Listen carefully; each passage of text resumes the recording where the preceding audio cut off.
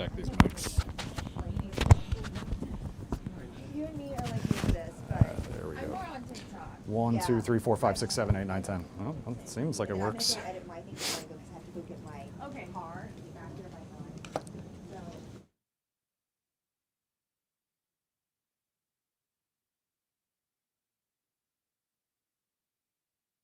Anyone else who Hit joins that us? one more time. Your mic. 1, 2, 3, 4, 5, 6, 7. 1, 2, 3, 4, 5, 6, 7. 1, 2, 3, 4, 5, 6, 7. 1, 2, 3, 4, 5, 6, 7. Yep. All right, great.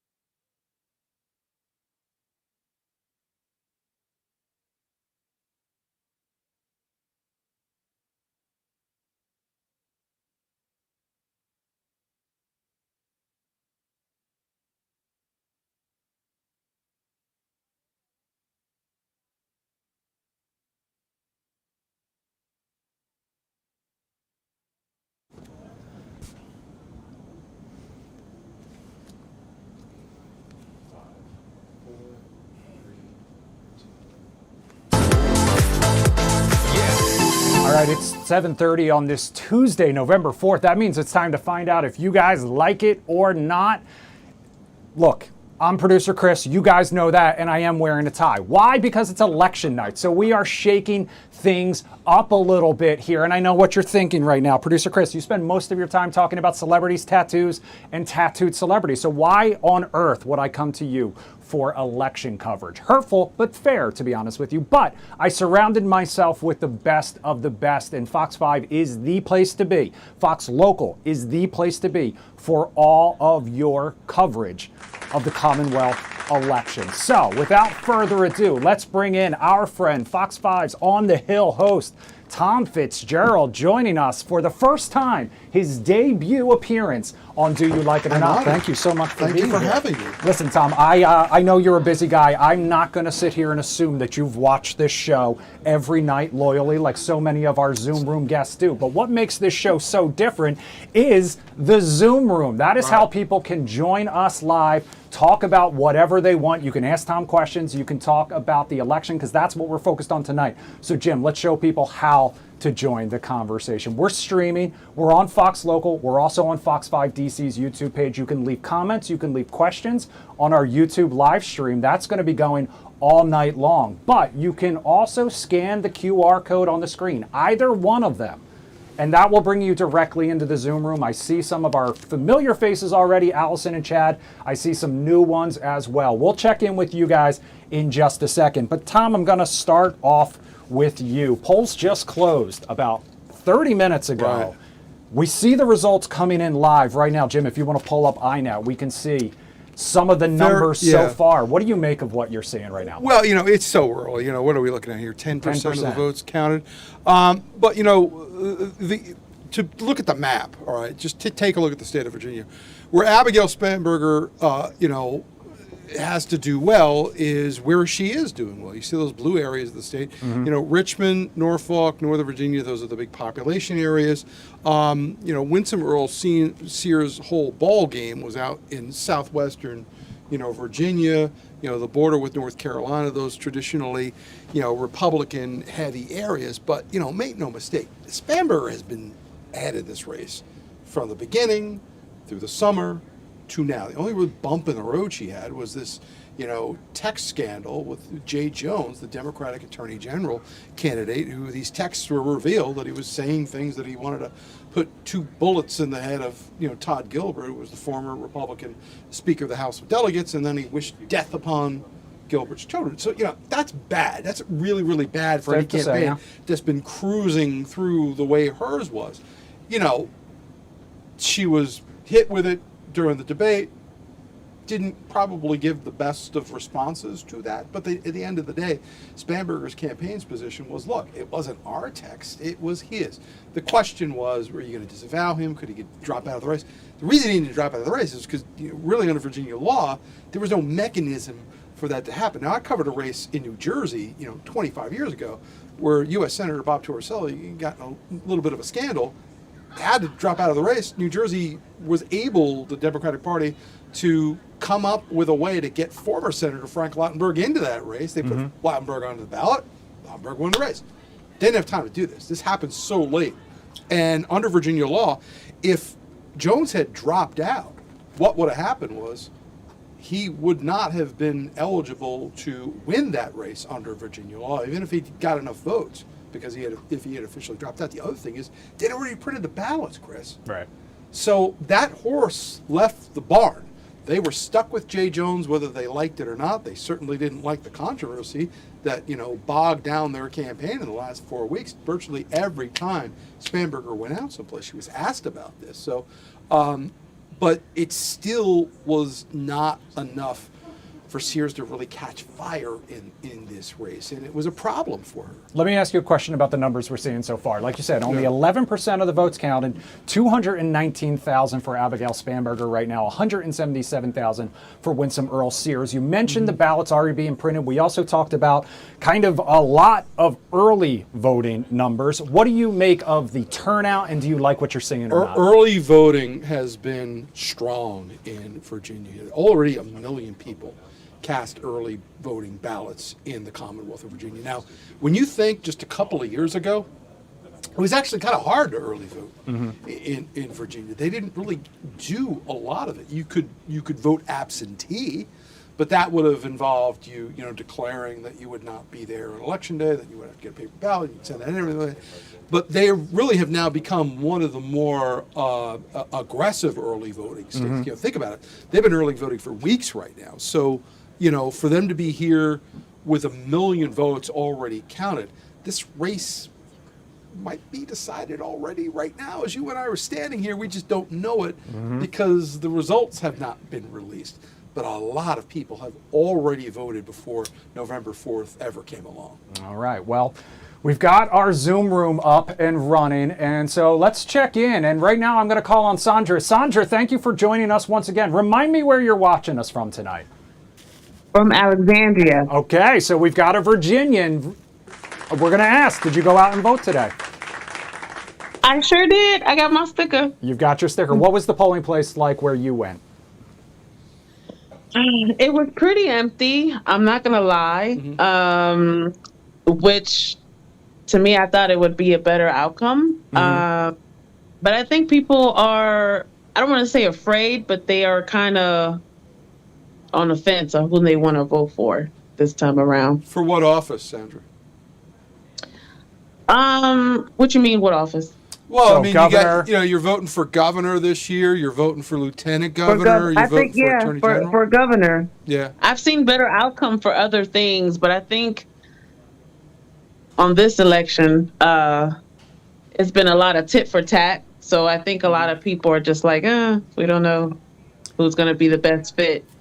If you don't mind me asking, what issues mattered most to you and drove you out to the polls?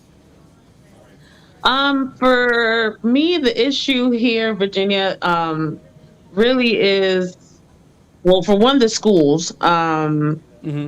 They asked the question about the schools.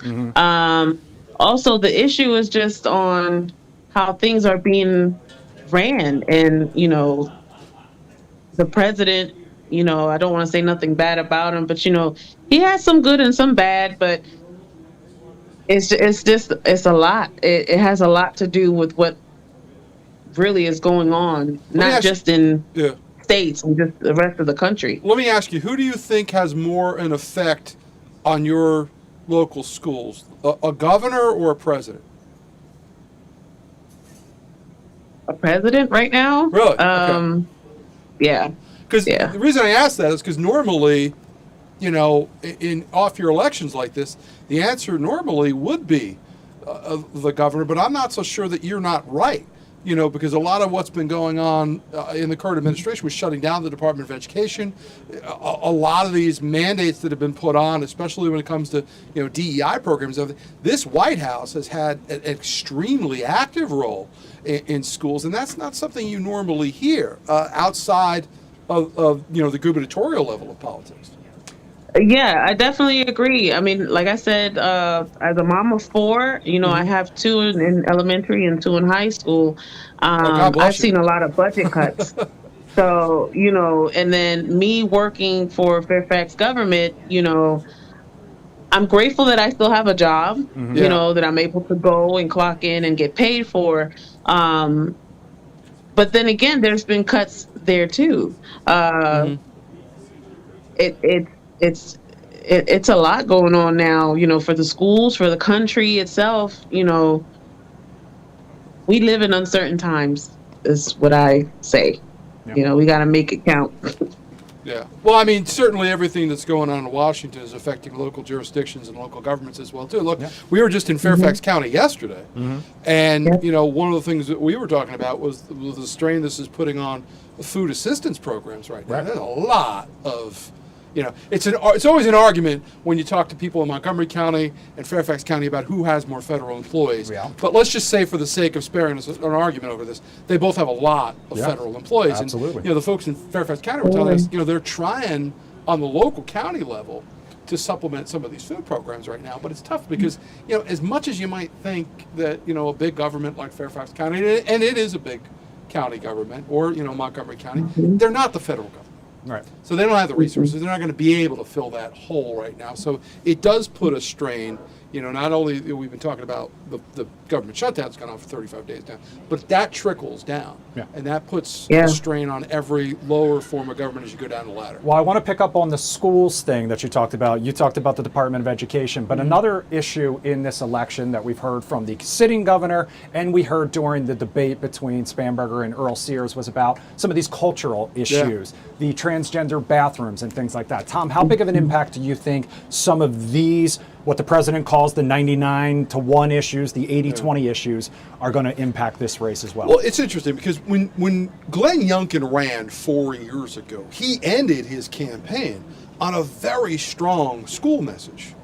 It didn't start off that way. You know, early on that election cycle, when we were out in Loudoun County, you know, Winston Myrtle Sears was the one who was out there talking about these kinds of issues. You know, transgender issues, pronouns. Also there have been some problems in Loudoun County schools in regards to some assaults that took place. How that was handled. There was a teacher that was suspended for not using correct pronouns. Winston Myrtle Sears was very out early on that issue. The Youngkin campaign 4 years ago, not so much.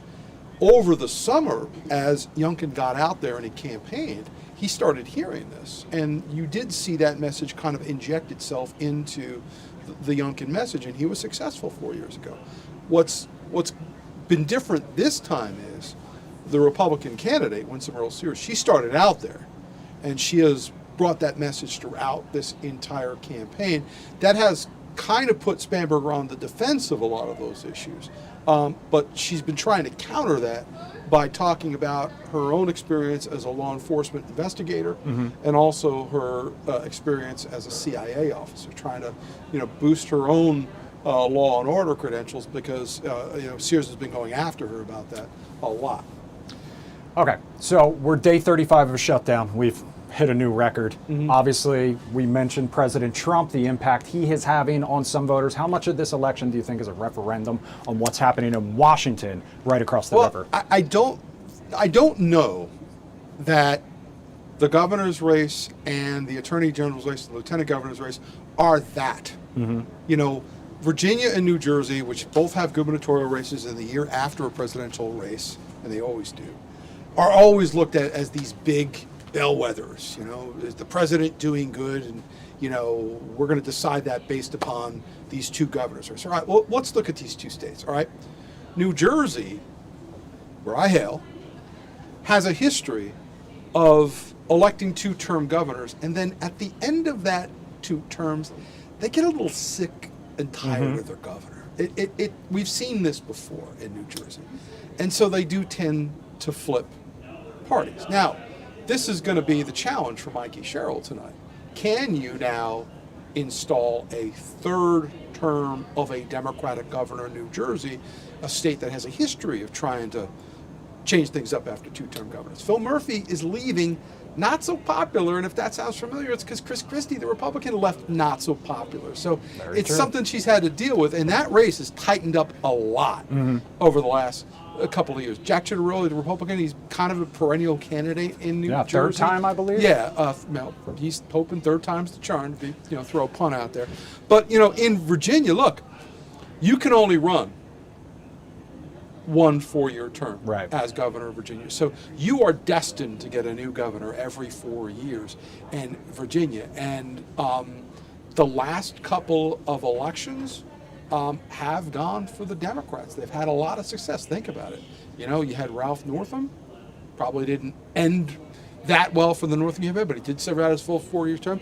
You had Tim Kaine, you had Mark Warner, Bob McDonnell was in there along the way, but for the most part, they've had a 20-year run now of predominantly Democratic governors in Virginia. So Spanberger would be part of that if she can tend to keep that going. The lieutenant governors who get elected governor, I'm talking about Tim Kaine right now, tend to be Democratic. Okay. So that's just background history. Well, that leads us right into our next topic, which is the lieutenant governor race. Not getting as much attention, but another unique thing about Virginia is that we could end up with a split ticket, for example. Well, I don't know if we'll wind up with that in the lieutenant governor's race. Ghazala Hashmi, the state senator, has been pretty tight with the Spanberger campaign. Now, you don't run as a ticket in Virginia. All these races are elected independently. Spanbergers are on her own line of the ballot. Hashmi and John Reed are on their own ticket line on the ballot, and as is Jay Jones and Jason Yaris for the Attorney General's race. But Spanberger and Hashmi have been very close on the campaign trail. Jay Jones has been peeled off pretty clearly since the tech scandal broke. So if there is a ticket to be had here, it's Spanberger and Hashmi. Jay Jones is kind of on his own tonight. Okay, and you see the numbers right now, 55%, 45%. I do want to bring the Lion Zoom room back into this tonight because I see Chad, I see Allison, I see David in there tonight. And what I want to ask you guys is about these sort of unique aspects. And I know you're out in Maryland, you weren't voting today necessarily, but these sort of unique aspects of this Virginia race, whether you can end up with a split ticket or 1 4-year term for your governor. Allison, do you like that idea? Do you wish more states did that?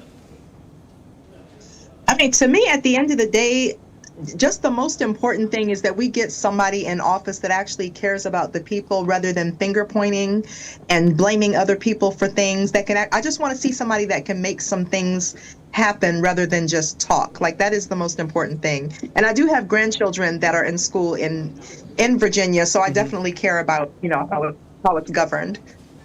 David, I know you were never at a loss for words when it comes to some of our topics. So do you like this or not when it comes to Virginia and how it only has 1 4-year term for its governor? I think they should open it up to at least 2 terms. I mean, the will of the people should be able to determine who they want as their leader. There should be limits on that. If you get someone who is hyper populist and it's generally unhealthy in the long term. So limiting to 1 term for governor, I think, is not the best choice for the voters. They tend to like it, though, down there when you talk to the state senators. And you know why? Because it's not hard to figure out. They all want to be governor. So you got a better chance of being the governor if the governor only gets 4 years and then they're out and somebody else can get in there. So it's in their own vested political interest to keep it that way. But, I think you make a strong point there that if you got a governor you like, why should you not be able to vote for them again? Well, we've seen some of those former governors move on to other statewide offices because Tim Kaine and Mark Warner, both former governors and now sitting senators as well. Yeah, and it's an open question. History will, never know this.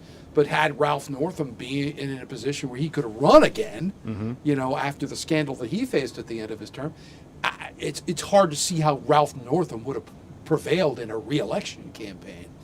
But then again, Terry McAuliffe had a chance 4 years ago when he ran again after sitting out for 4 years.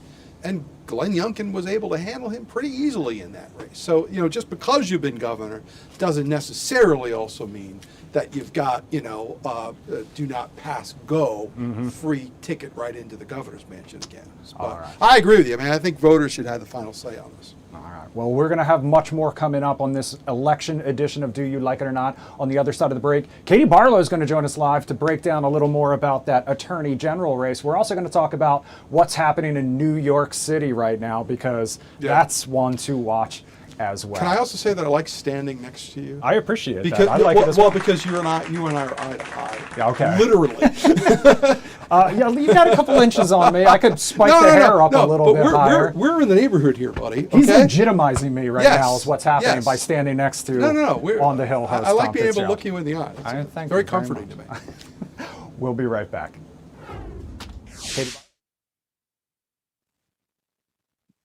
Boy, that guy talks a lot.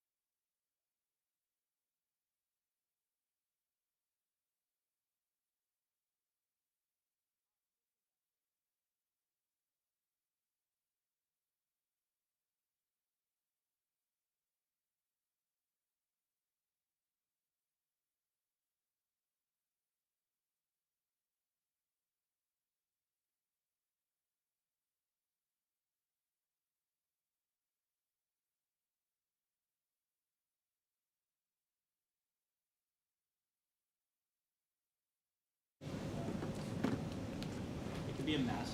It'd be crazy. Well, I saw that the other night. You get a look at any of that?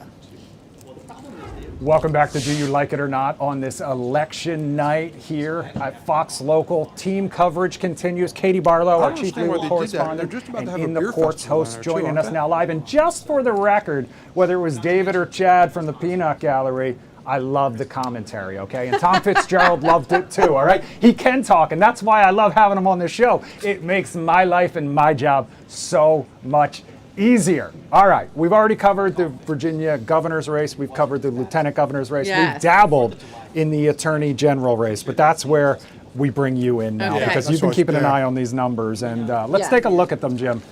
So, well, first of all, Tom puts the whole team on his back on election night. We really just ride Tom's coattails, thankfully. But so I'm looking at these numbers right now. So one of the key things that I'm going to be looking at tonight is the difference, the delta between the number of voters who voted for Abigail Spanberger, the Democrat in the governor's race, and the number of voters who voted for Jay Jones, the Democrat who's running for attorney general. Because if there's a pretty wide difference between the two of those, that may be an indicator that Miyares might be more successful than we think, and it might be an indicator of how the race is going. But so far, Jones has been in the lead for the most part. There was a brief time there, although it just narrowed, actually a significant amount. So now the delta between Jay Jones and Miyares is just about 7,000 votes, which is the slimmest margin I've seen with Jones on top. Miyares was on top a little bit. But you compare that then to almost 100,000 difference between Spanberger and Winsome Earl Sears. So doing some quick back-of-the-napkin math there,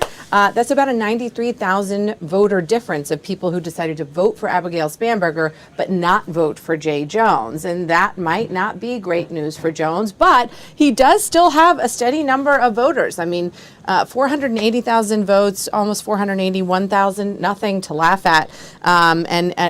Also reflective of the broader point that we're talking about here in this election, which is Trump.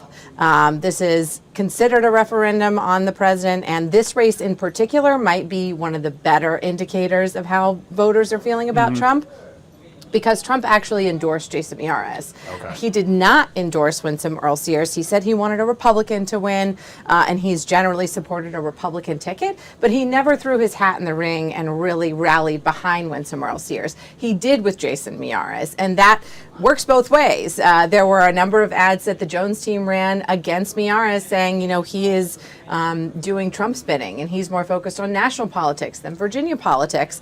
And we'll see, but if Jones wins tonight, I do think that that will be reflective, the most reflective race of how Trump is performing among voters in Virginia. Okay, I'm going to tap into your legal expertise here with this next question. So one of the things that came up at the debate, obviously the text message scandal and Yes. Jay Jones' prior arrest and how he kind of handled that, whether it was community service or not, huge issue. But there was also this question of the role of the attorney general, whether it is a politician or Yeah. whether it is a prosecutor. Yeah. And how does that kind of factor into voters' decision as well? So it's a great question because most people didn't pay attention to the race for Attorney General 20 years ago. But during the Obama administration, the role of Attorney General really started to evolve. And attorneys general across the country started to coalesce, and they would build these coalitions, and they would go after companies like pharmaceutical companies, or they would go after people who were doing environmental damage nationwide.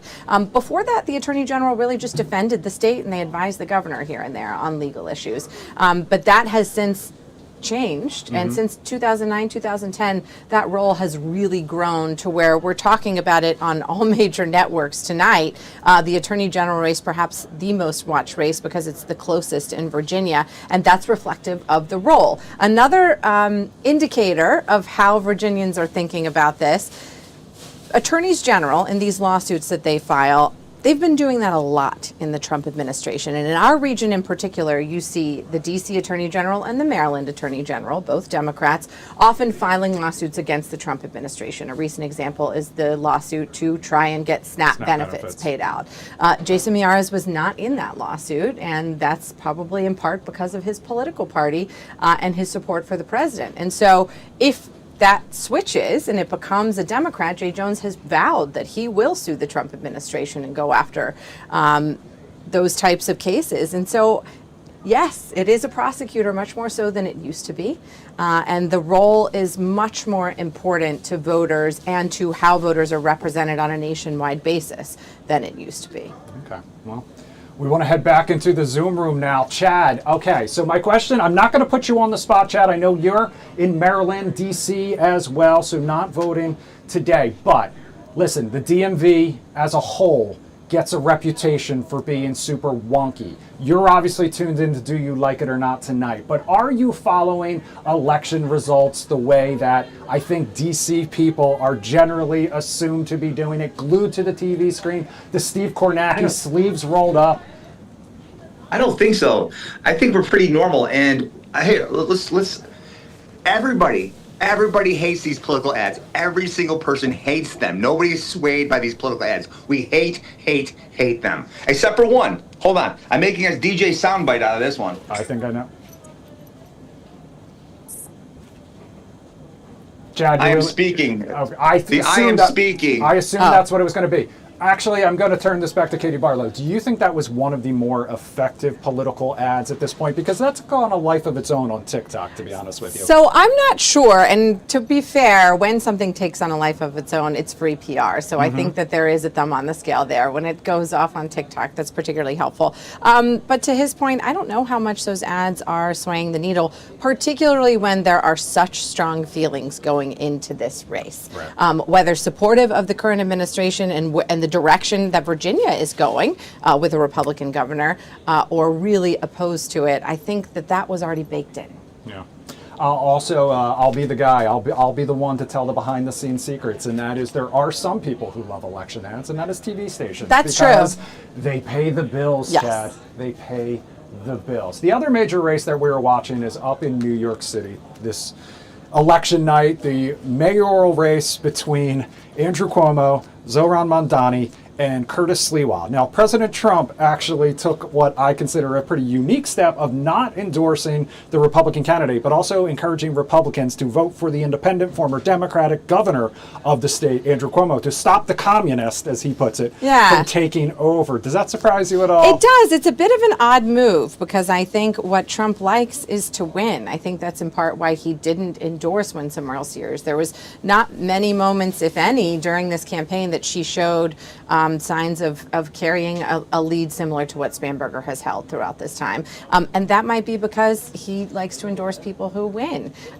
So I think it's an odd move for Trump to throw his hat in the ring there, especially given Cuomo's numbers so far. But we'll see. All right. Katie Barlow, thank you so much for spending some time with us here on Do Happy You to Like be It or Not? here. I see that Alyssa Salami is coming in. Fox called Spanberger. Fox just called Spanberger. Abigail Spanberger. Already, what time is it? 7:59 and 15 seconds, calling the race for Abigail Spanberger. More than Of 100,000, course, yeah. A more than 624,000, 625,000 to 516,000. 30 seconds left in the show. Thank you to everyone who joined us in the Lion Zoom room. Our coverage is far from over. We're going to hand things back off to Jim, Marina, and Kenneth over on Fox Local. They'll be in studio. Tom Fitzgerald, Katie Barlow, much more analysis, real-time results on the way. We'll be back at 9 o'clock as well, Tony P. and me, right here for the Live Zone Primetime Election Edition. For Producer Jim, I'm Producer Chris, Katie Barlow. Thanks for watching. Have a great night.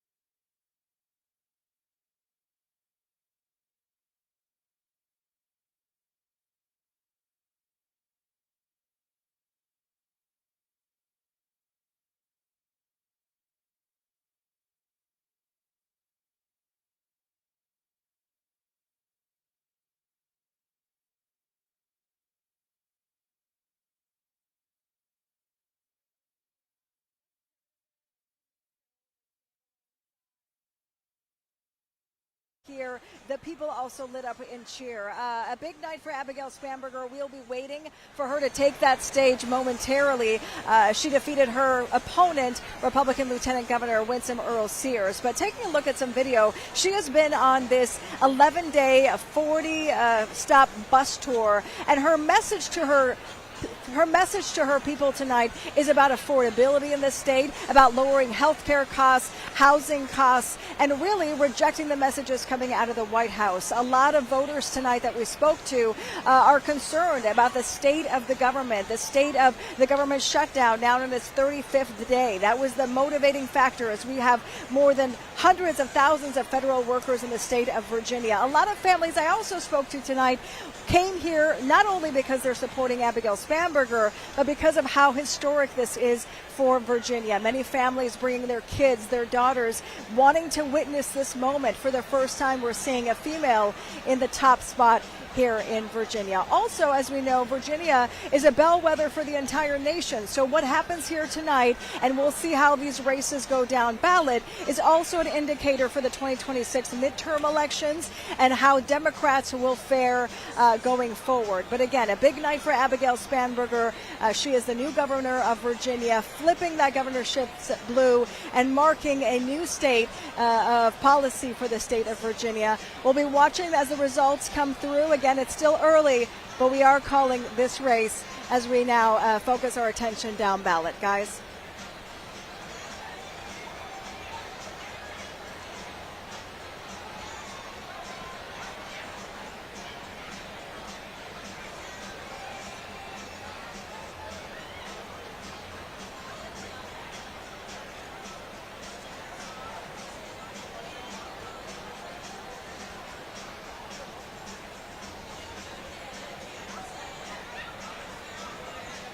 Yeah.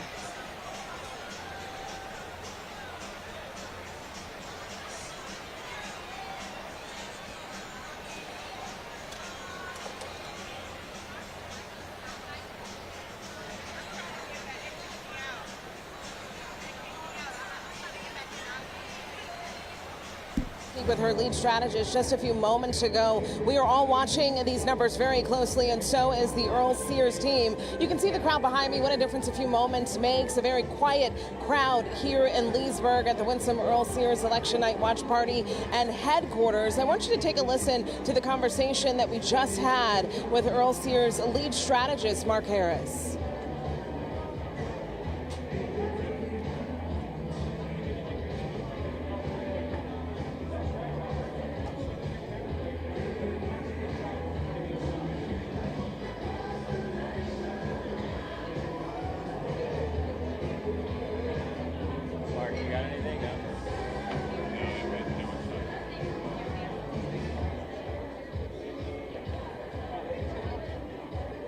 There you go, the economy and job creation. Again, that was Mark Harris, the lead strategist for Earl Sears, and that was the strategy, but that strategy falling a bit short. Fox News projecting Abigail Spanberger as the next governor of the Commonwealth, along with the Associated Press. Back out here live at the Election Night Watch Party, and again, the headquarters, a very quiet crowd here, far from the victory party. Sears falling short. We are told that she is going to be giving some type of speech. We don't quite have a timeline on that, but we will be here and we will bring it to you when it comes in.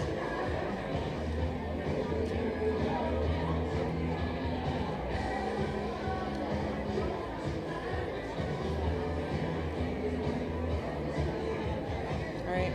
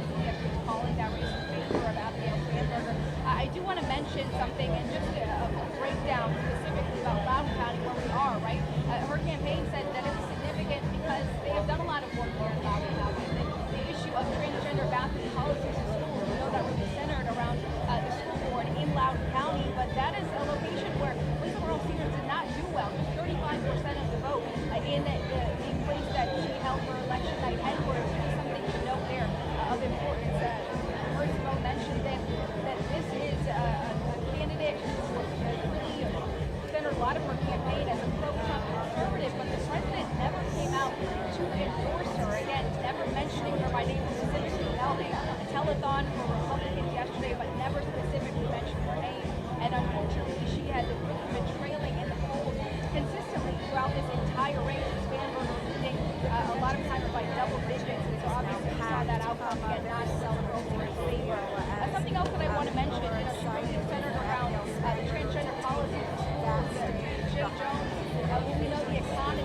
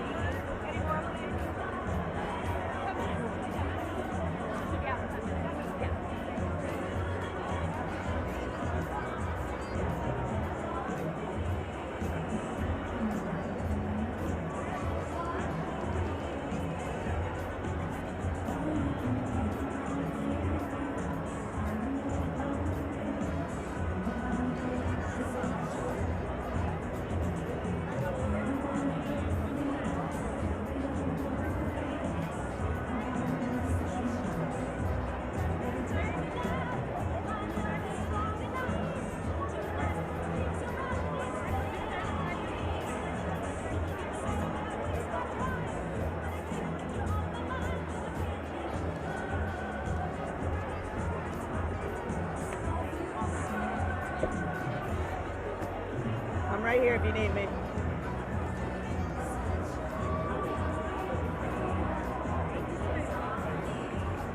No, I'm just, you're good.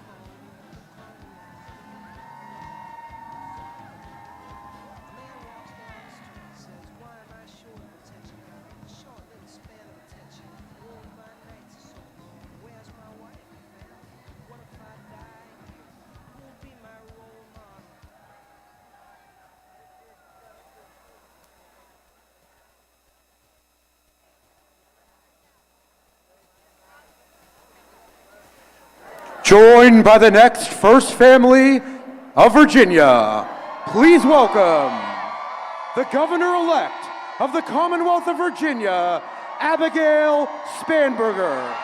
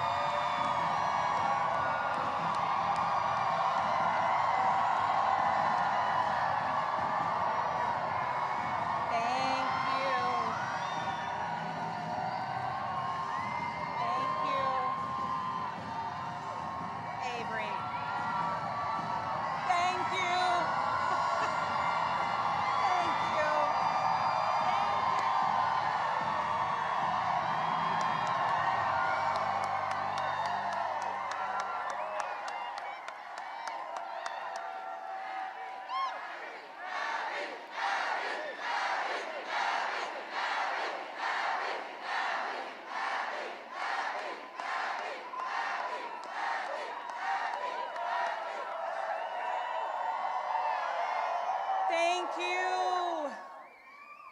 Thank you. Thank you.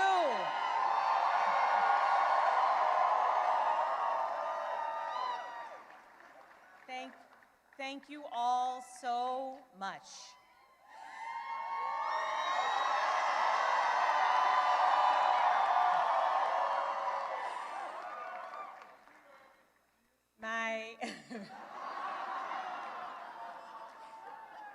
My fellow Virginians,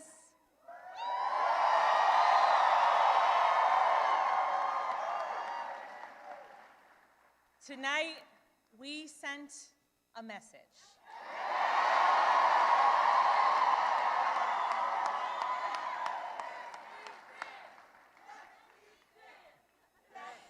We sent a message to every corner of the Commonwealth. A message to our neighbors and our fellow Americans across the country. We sent a message to the whole world that in 2025, Virginia chose pragmatism over partisanship. We chose our Commonwealth over chaos.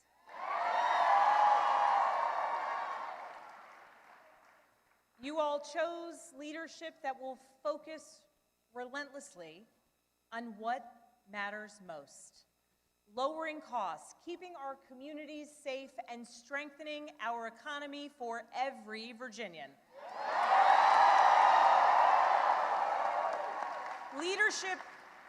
Leadership that will focus on problem solving, not stoking division. We chose leadership that will always put Virginia first.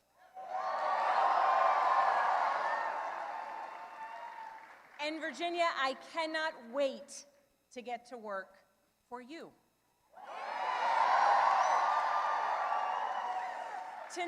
Tonight we turned a page. We turned that page by listening to our neighbors, focusing on practical results, laying out a clear agenda, and leading with decency and determination.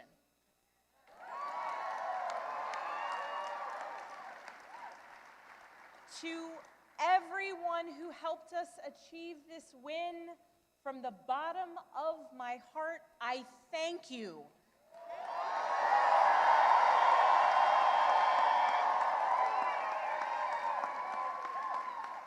I thank you for the trust that you have placed in me, and it is the honor of my lifetime to be elected the 75th governor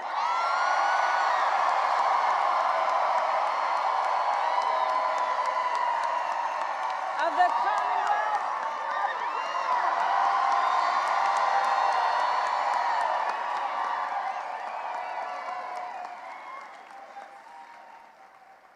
I would like to thank my opponent for a hard-fought race, the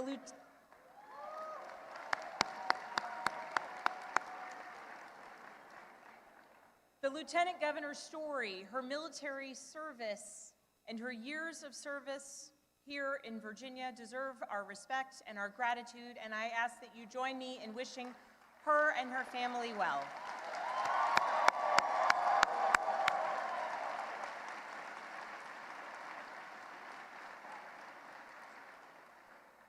I also know that those who were supporting my opponent are disappointed today.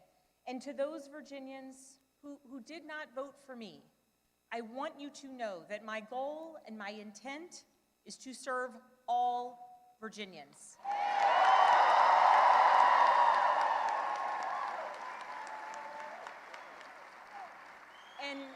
And that means that I will listen to you, I will work for you and with you.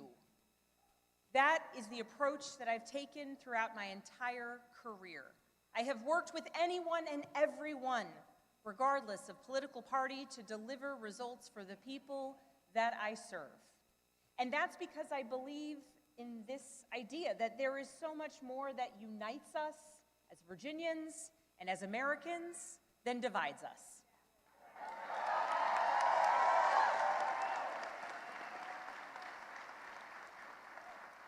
And I know in my heart that we can unite for Virginia's future, and we can set an example for the rest of the nation.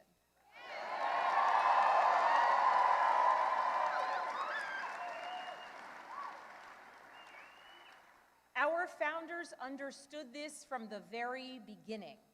They didn't choose to call Virginia a commonwealth by accident. They chose it to signify that our government would be based on the power of the people united for a common good. Not for a political party, not for a president, not for a monarch, but for a common good, together. And tonight, Virginia proved that that tradition is alive and well. We are still a commonwealth in every sense of the word.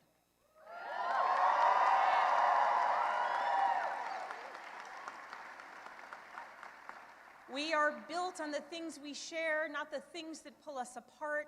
And I am proud that our campaign earned votes from Democrats, Republicans, independents, and everyone in between.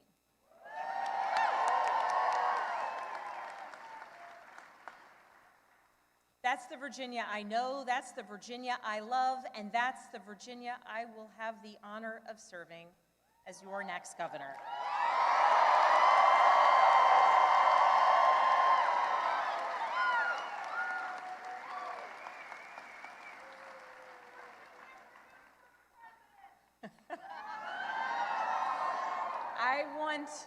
I want to thank so many people for the support that they have given to our campaign.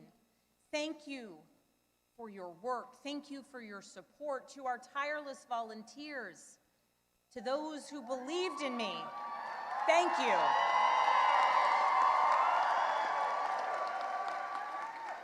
Thank you for devoting your time, your energy, and your conviction to this campaign. Thank you for braving the weather, the heat, and then the cold, and then the rain, and then the sun.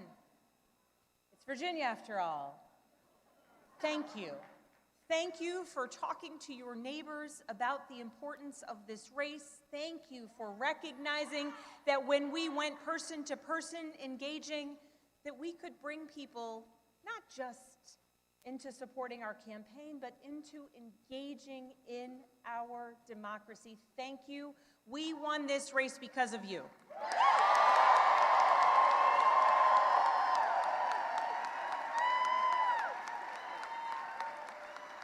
To our campaign team, you're the best in the country.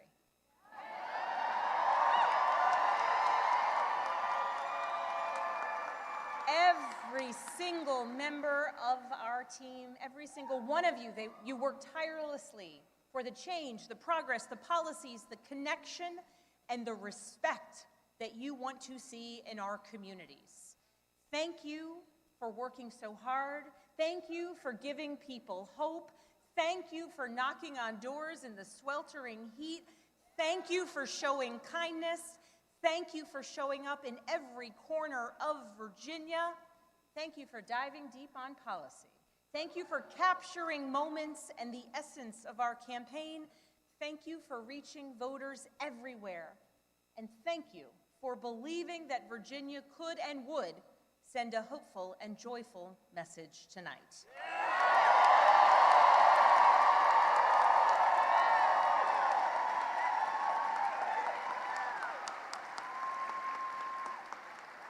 Thank you for giving everything to this campaign and then some.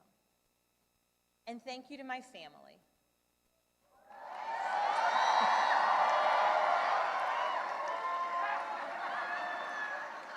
To my husband, Adam.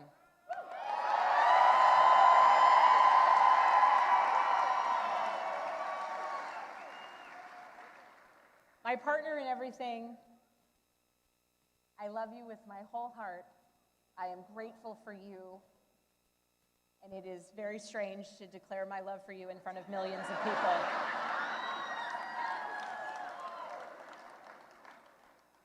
But every adventure we have ever been on has been worth it because you have been by my side. I love you. I'm grateful for you. And I cannot wait to see what the next couple of years bring.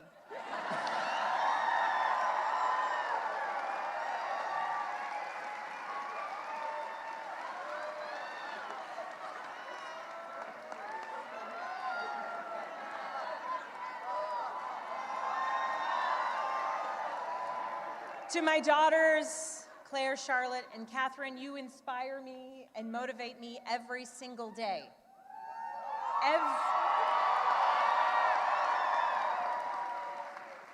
Everything I do to build a better future for you and for all of Virginia's children, and I am so proud of you every single day. I am lucky to be your mother. And Catherine, you did not clean your room today as you promised me.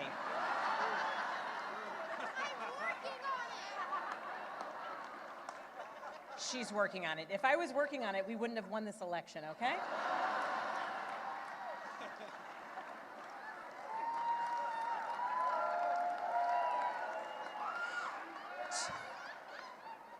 To my sisters, my dearest and earliest friends, I love you. I love you, I love you, I love you. To my friends who have traveled from around the world to be here with me today, thank you. Thank you for making me who I am, and thank you for always believing in me. And to my parents, I love you. Thank you for leading by example every day. And I know that today is a day that you all could have never imagined. But you taught me the importance of service to others and relentless hard work. And Mama, when I think about your life, from the time spent in foster care to putting yourself through nursing school and the challenges along the way, you made clear to us that to whom much is given, much is expected.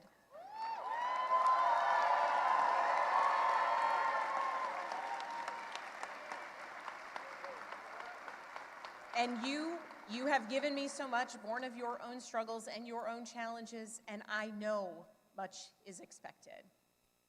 And Dad, thank you for your example of service and tireless devotion to family and country. Nothing has made me prouder than to follow in your footsteps, so many steps along the way. I love you.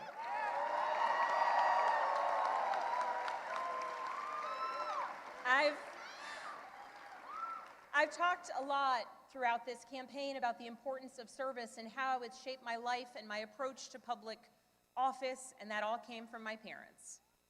But this commitment to service, it is not unique to my family. It's ingrained in so many of Virginia's families. It is part of Virginia's story.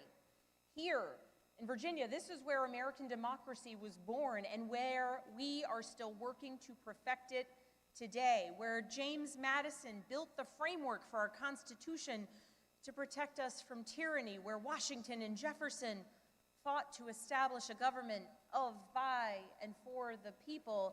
It is also the place where Barbara Johns, a 16-year-old student from Farmville,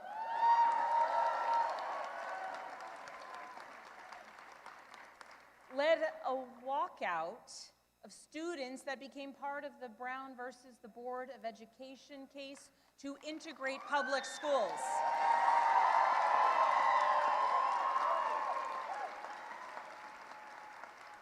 Barbara Johns never gave up, and she showed us that no matter your age, you can be part of the change and the progress that you want to see here in Virginia and across the nation. We are a nation founded on ideas, but we are a country where it is up to us, the citizens, who must put those ideas into action. It is us, the citizens, who work to make the change and progress and build upon the foundations laid out over so many years. And Virginia, now it is our time to lead. Tonight, it's hard not to reflect on the nearly 2-year journey that we've taken together on this campaign. And just a few minutes ago, Adam said to our daughters, "Your mom's going to be the governor of Virginia."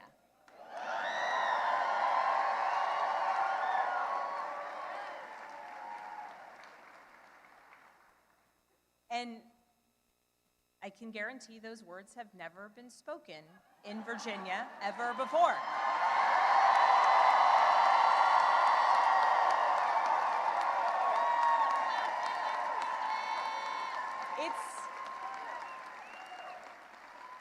It's a big deal that the girls and the young women I have met along the campaign trail now know with certainty that they can achieve anything. It's a big deal to the women older than I am who forged the path in dreams, hard work, and in a belief that change and progress would be possible so that so many of us could follow in their footsteps in any career, in any role, in any challenge. The history Virginia is making tonight, it is yours. And I thank those who have come before me, and Mary Sue Terry in particular.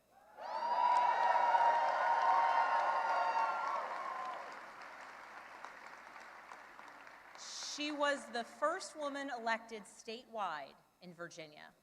And because of her and the continued work of so many, there will be many more women to come for generations to come.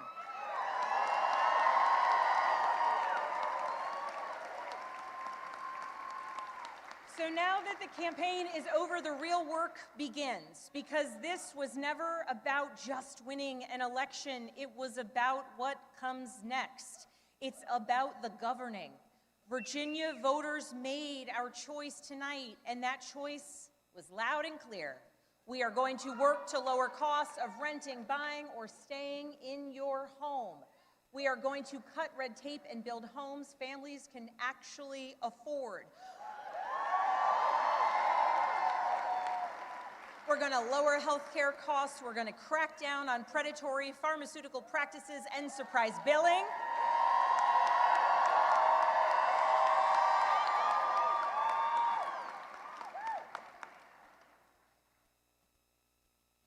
we're going to produce more energy, and we are going to lower costs, and we're going to do it by producing more energy here in Virginia, and we're going to make sure that large utility users make sure that they pay their fair share.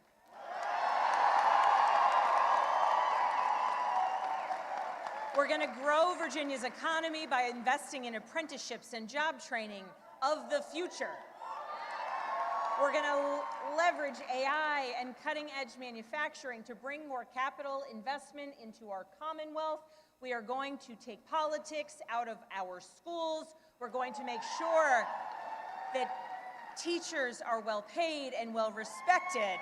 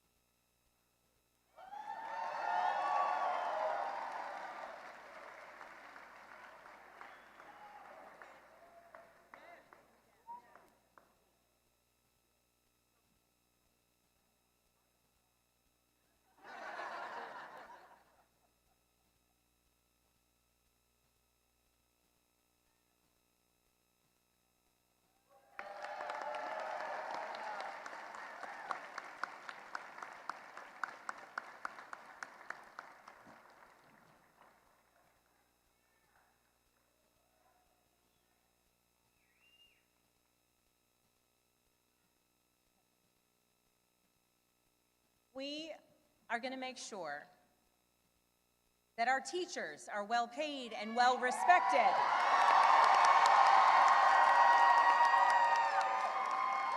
So that our students can focus on actually learning, and so that parents know that their children will succeed. And we are going to make our communities safer by providing the training, pay, and support that our law enforcement community needs and deserves.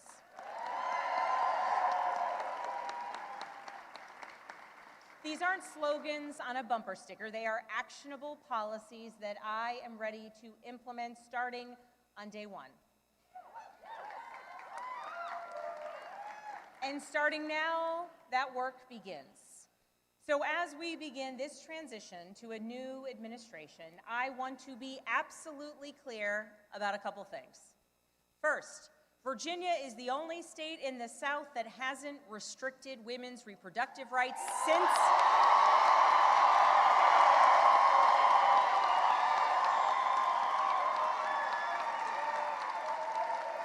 the Dobbs decision, and under my watch, it will stay that way.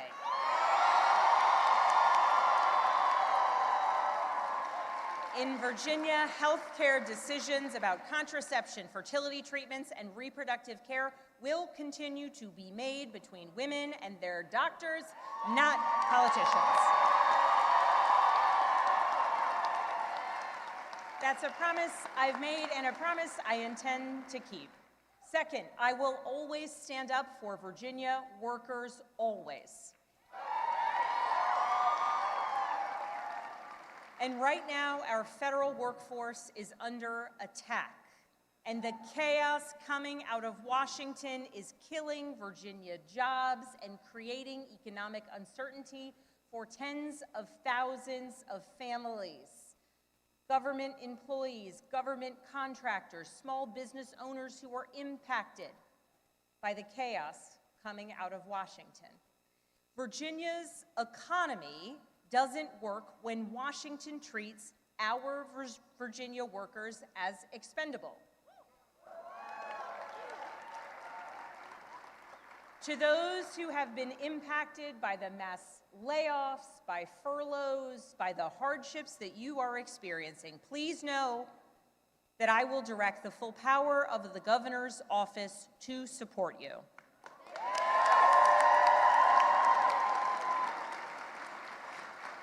And to those across the Potomac who are attacking our jobs and our economy, I will not stand by silently while you attack Virginia's workers.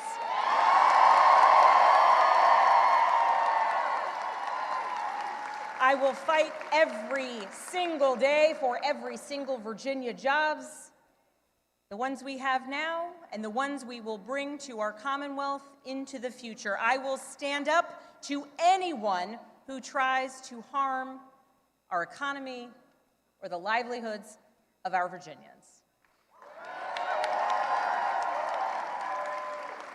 As governor, my job will be to put Virginia first, full stop.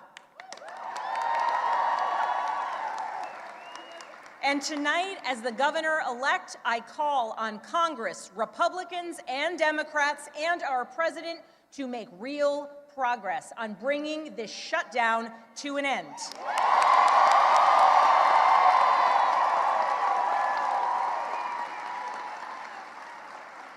The Virginians, the Americans who work tirelessly for their fellow citizens deserve nothing less.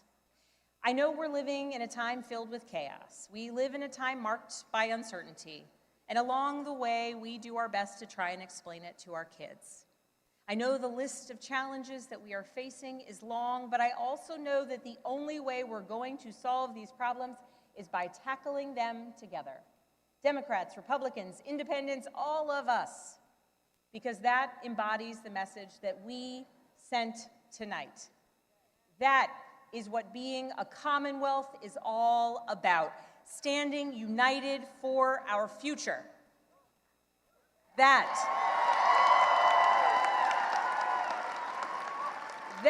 is what Virginia is about. So let's show the world what we're made of. Let's get to work. Thank you all so very much.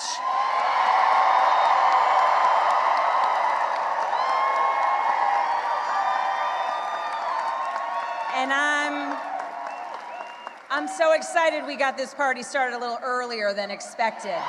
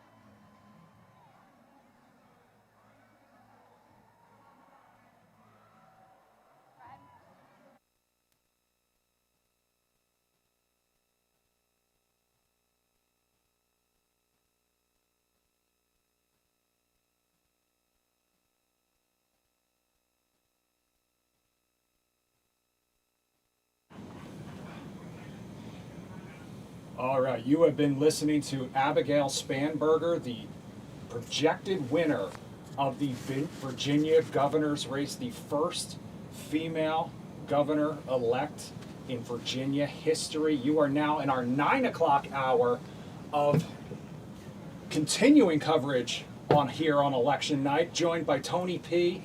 and Tom Fitzgerald. Guys, you heard her talk about everything from her plans for the Commonwealth, her message across the Potomac, her message to supporters, her message to her opponent. What did you make of Abigail Spanberger's Well, if I'm with Tony P, can I be Tommy F? You absolutely. All right. We sound like a mafia family with all these names. You know, things happen, Tony. You know. I love it. I don't think it's going to be a speech that goes down in the ages. And you know, for the most part, Abigail Spanberger has kind of run a really consistent race, wire to wire here, until she got to October, and you know, was kind of hit out of left field with the Jay Jones story. And we still don't know how that race is going to turn out tonight for the Attorney General. But I picked up, you know, one of the things I picked up in listening to Abigail Spanberger, the governor-elect tonight, was very similar to how she ran as a member of Congress. She's not part of the squad. This is not somebody who, is lockstep and barrel with the AOCs of the Democratic Party. And at times, there were well-reported stories about how she locked horns, sometimes with language you wouldn't use in front of your parents, over some of the direction that the Democratic Party was going. What she talked about tonight was a Commonwealth, about how she was going to branch out to the different political factions in Virginia. But also there were some very direct, targeted remarks and chosen language about the President of the United States here. She didn't call him a king, but she certainly made some references to monarch. It came pretty close. Yeah, It was in the ballpark. And, whether or not what happens in Virginia tonight or, what appears to be happening in New Jersey is a referendum on Donald Trump, well, we're going to find that out next year in the midterm elections. But this was a good night for the Democrats so far in Virginia. The real test of that is going to be this Attorney General's race. Exactly. And the biggest question, at least I have, is how does this actually carry forward to 2026? Does this have an impact, especially with California Prop 50? What is that going to look like once the polls close out west? And how does the map shape up for these type of wins? Because again, we've seen in the past there's a little bit of a match, like you saw in Alabama in 2017 with that Senate race. A lot of Democratic fervor led to a 30 to 40 seat wipeout in 2018 for the Republicans. But who knows now? Because again, the generic ballot right now only shows about a 3 to 4 point lead for Democrats. So is that more about just overall, like the party people inside the Democratic Party don't like their party, so they're not approving it as much? Or is this potentially going to be a tighter race going in, for 2026, and this may not have a major impact? One of the things I'm keeping an eye on tonight, it's not the marquee race that everybody's talking about, but it's, a House of Delegates race in Virginia. It's not Prop 50, but, they've got a special session underway right now in Richmond, which was commenced by the Democrats that currently hold a slim majority, in both the state Senate and the House of Delegates, to redraw the congressional districts in Virginia.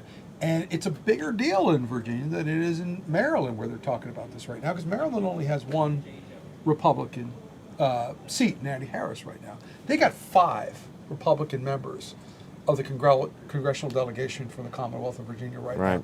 I was with all 5 of them on Monday down in Richmond. And they view this as not only pulling the rug out from under the redistricting commission that the voters had already approved in Virginia, but they think that there is going to be, if they really do go ahead with this, that there's going to be a backlash against Democrats, because voters just a couple of years ago approved this bipartisan congressional redistricting commission. So how this House of Delegate race goes tonight is going to decide whether or not this redistricting special session goes ahead or not. Right. Because if the Republicans take control of the House of Delegates, that thing is over. Exactly. And will there be a detente? Okay, you have Texas, you have California. Is there kind of a stand down moment if the special session doesn't work out for Democrats and they can't go forward with that? Do you see a detente potentially happening? Because again, you're seeing all these states starting to pick off different congressional districts, Texas, California, we're going into Virginia potentially, or is it going to keep going no matter what happens? I think it's going to keep going no matter what happens, because just interesting. Just Sunday, where you're sitting right now, we had Bill Ferguson, who's the Democratic state Senate president for Maryland.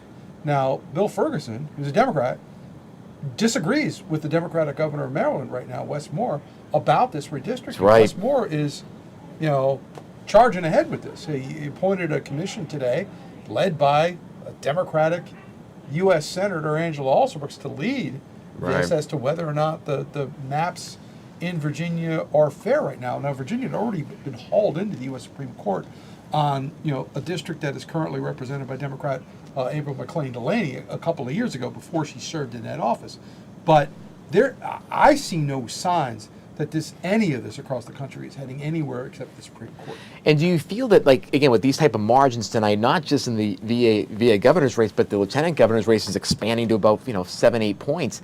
Do you sense that potentially this could backfire for Democrats in terms of they already have this momentum that's kind of underneath this referendum on President Trump? They might squander that if they go a little bit too far and overplay that mandate? Well, It's a good question, and I think we ask that question every time there are these two gubernatorial races in New Jersey and Virginia. Yep, and, the clockwork. And we always say the same thing: is this a referendum on who the president is? We said this about gubernatorial races after George W. Bush, served his first term. We said it again after Barack Obama. We said it again after Trump's first. I think the real test here is going to be next year in those midterm elections, because Guys, that's when we're going to find out. Before we get to Yes. next year, I do want to get back out Getting to deep. Richmond. That's where Sharon Raget is currently. She is hanging out at Abigail Spanberger's headquarters. Just heard the governor-elect speak. Sharon, can you hear us out there?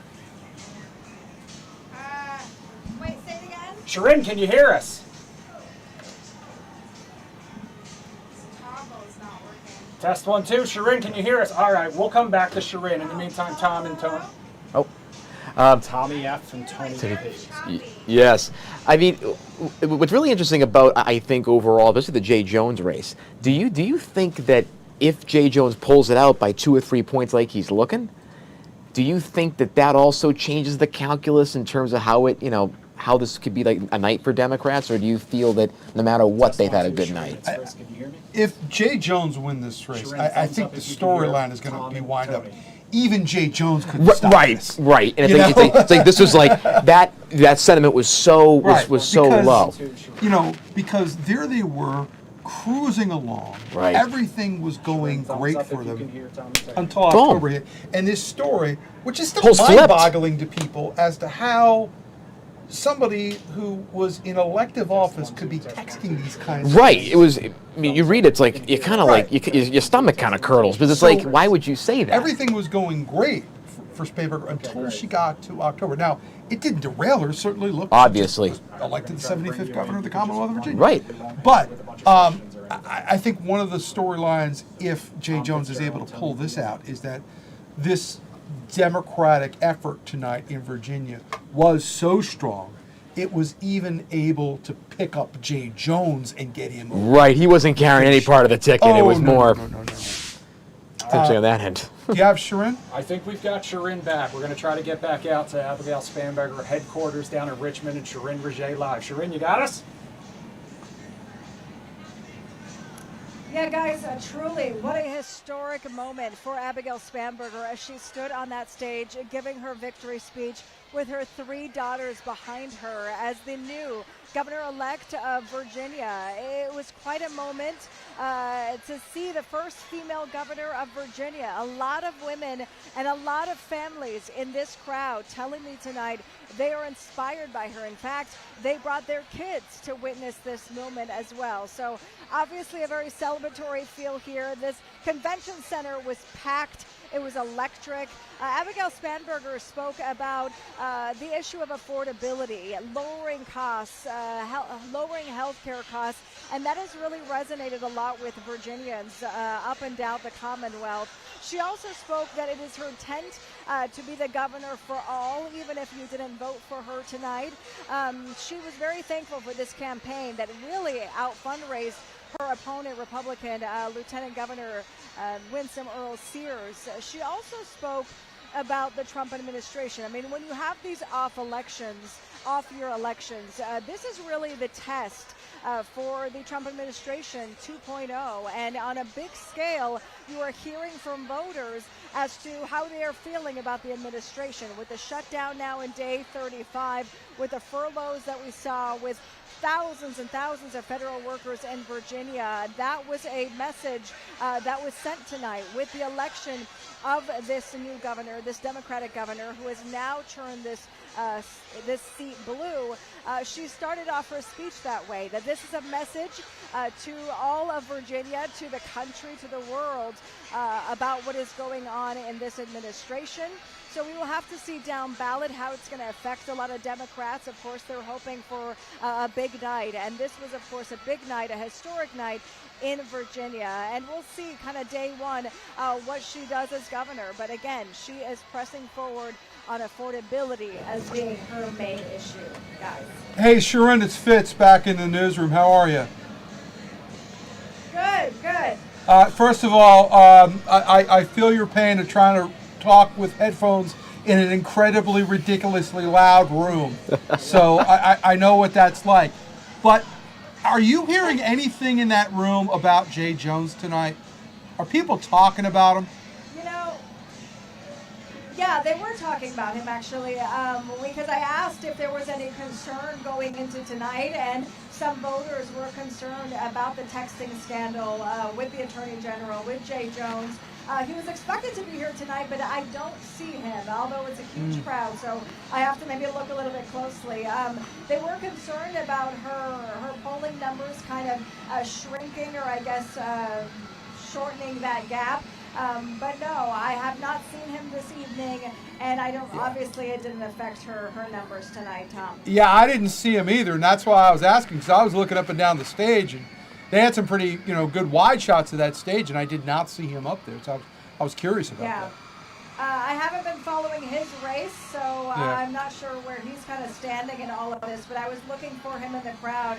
Have not seen him yet, although the party's just getting started here, so I don't know, it's kind of rocking out here. Maybe he's going to make a special entrance soon.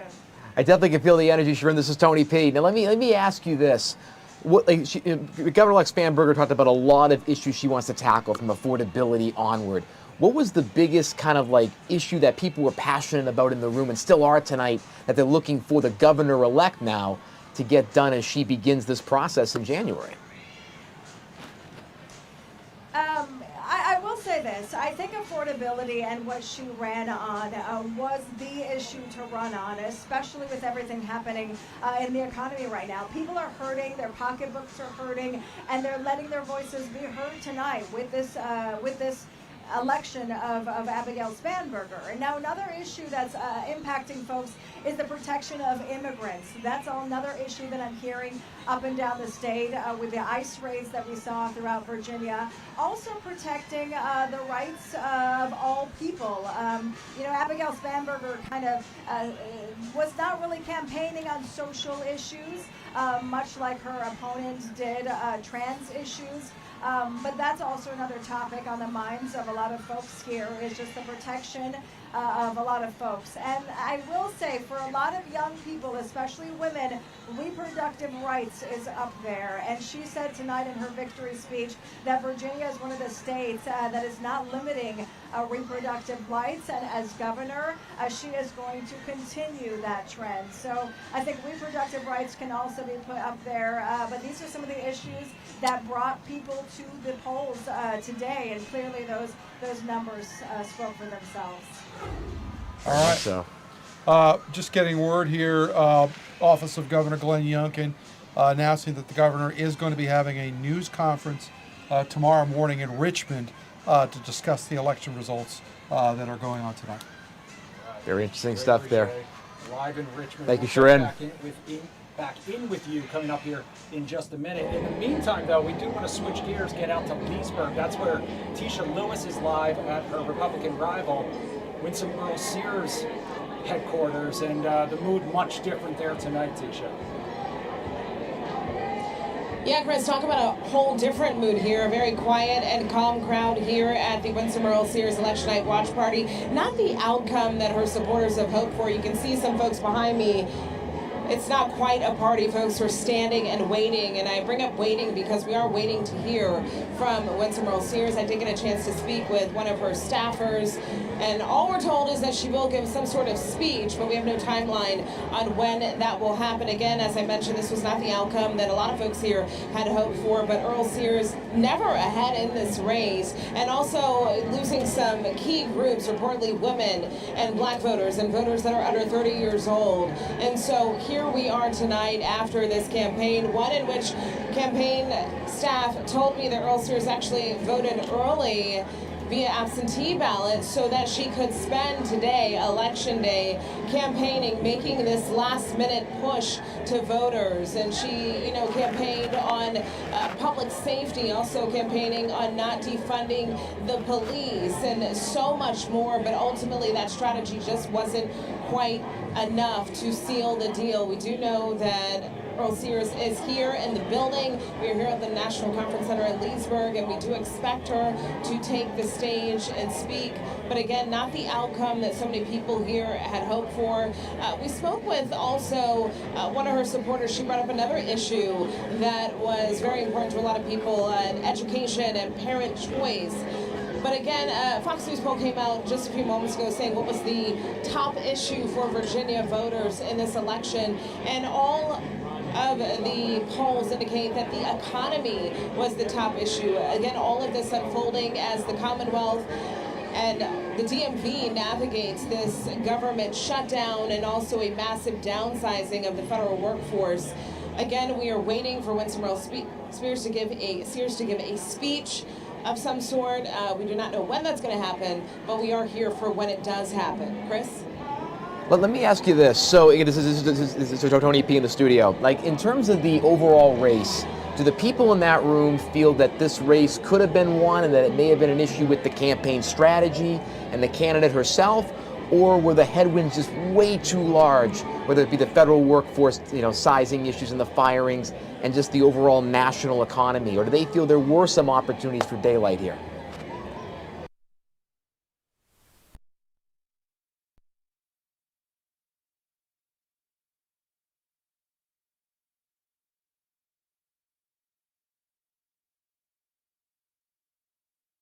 It'll be interesting to see where the campaign and supporters feel like they fell short in this particular campaign.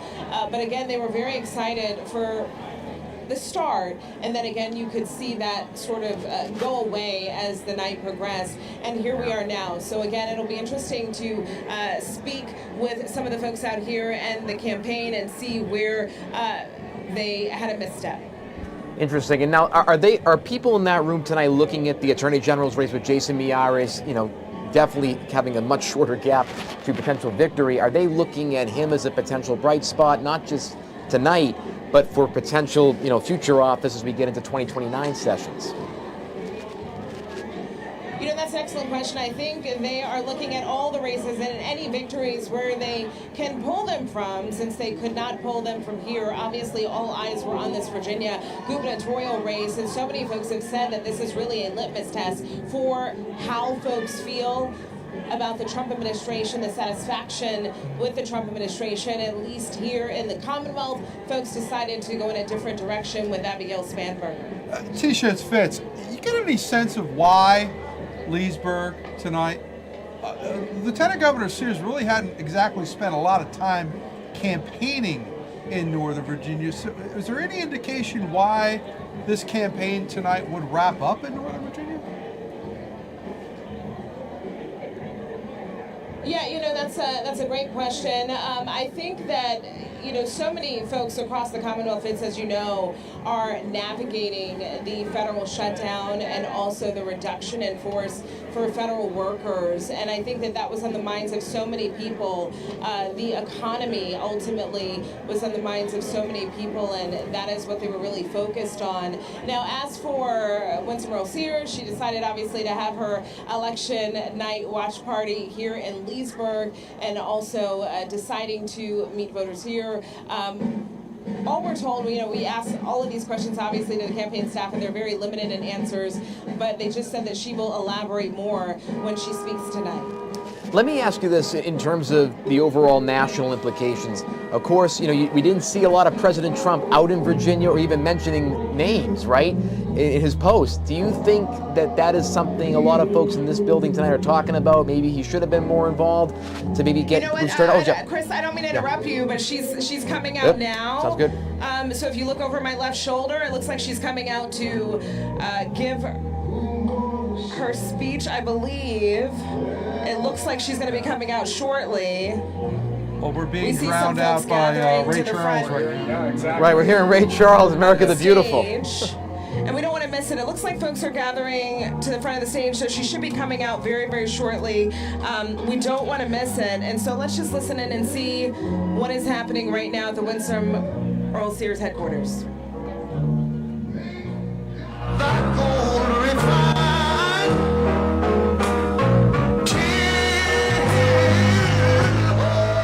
Success.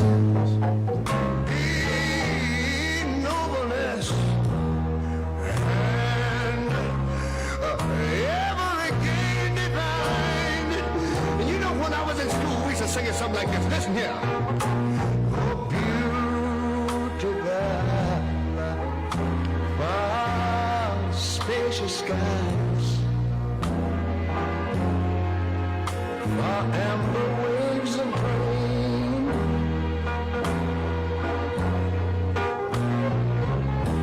far purple mountain majesties.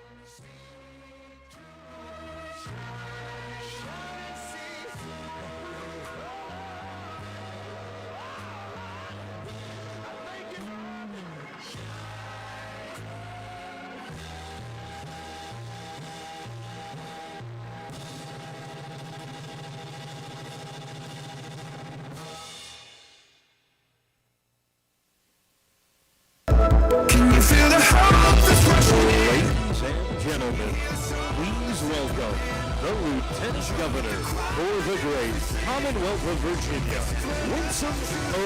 Sears, and the Sears family.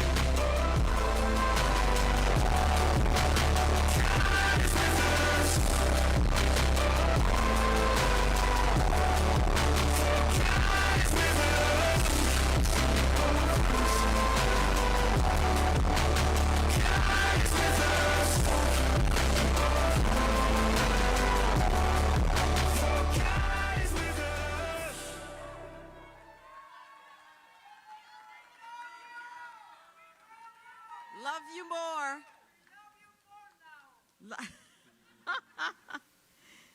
Thank you all for coming. You know, I'm really not even supposed to be here. Think about it. I mean, I'm like an immigrant from another country, and yet you all have given me the opportunity to do this. This is such an amazing thing for me. Really, even when I had the protesters from the other side, I looked at them in wonder. They thought they were hurting me, but they weren't, because I thought to myself, this is America. It's amazing that we can protest each other and go home and cook dinner for the kids and not wonder who's coming to get us. And we must never lose that. America is such a wonderful place. I don't think we know that. I'm watching people teach their children to hate their country. Why would you do that? Where else are you going to go? And so I thank you. I thank you for giving me this very great opportunity. And it started, of course, when you gave my father the opportunity to come to this great country with, again, you heard me, his $1.75. And that's what started the trajectory of my life, where I became, of course, a Marine, a business owner, CEO of certain organizations, and then a delegate, and now Lieutenant Governor, second in command.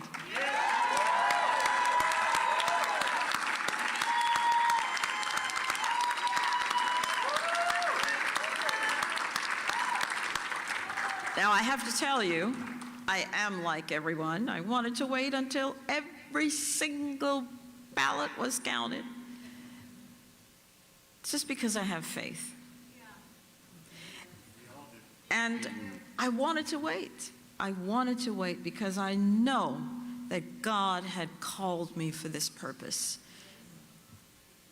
And so remember now that God has called prophets. And sometimes the prophets were even beaten and some of them were killed. And so we understand that victory to the Lord looks a lot different than what we think of as victory. Victory starts with obedience. Obedience. Never forget that. So, before I say anything else, although I've said everything, I want to thank you because you believed in me, you who voted for me and who worked so hard to make our dream for Virginia come true. I still want to continue to thank God for this journey and His grace that brought me again to this wonderful country, this wonderful Commonwealth. And a special gratitude goes to my family, my wonderful husband of 39 years, and my wonderful children, Janelle and Katja.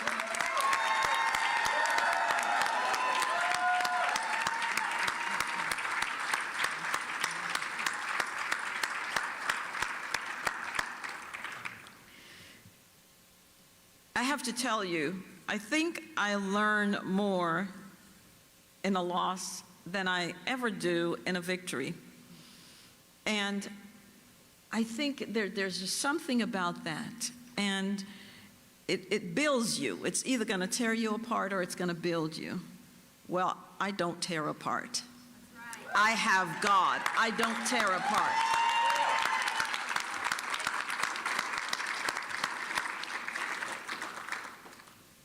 I don't think we came up short. I think we tried very, very hard. So many had counted me out for so long. And it's an amazing thing to watch. And we just kept plugging and plugging. And so I want to say to our young people here, remember that life has ups and downs. You must never stay down. There is nothing down there. You must always rise. It's one life that you have, and it must be lived to the fullest. Your life has purpose. You have purpose.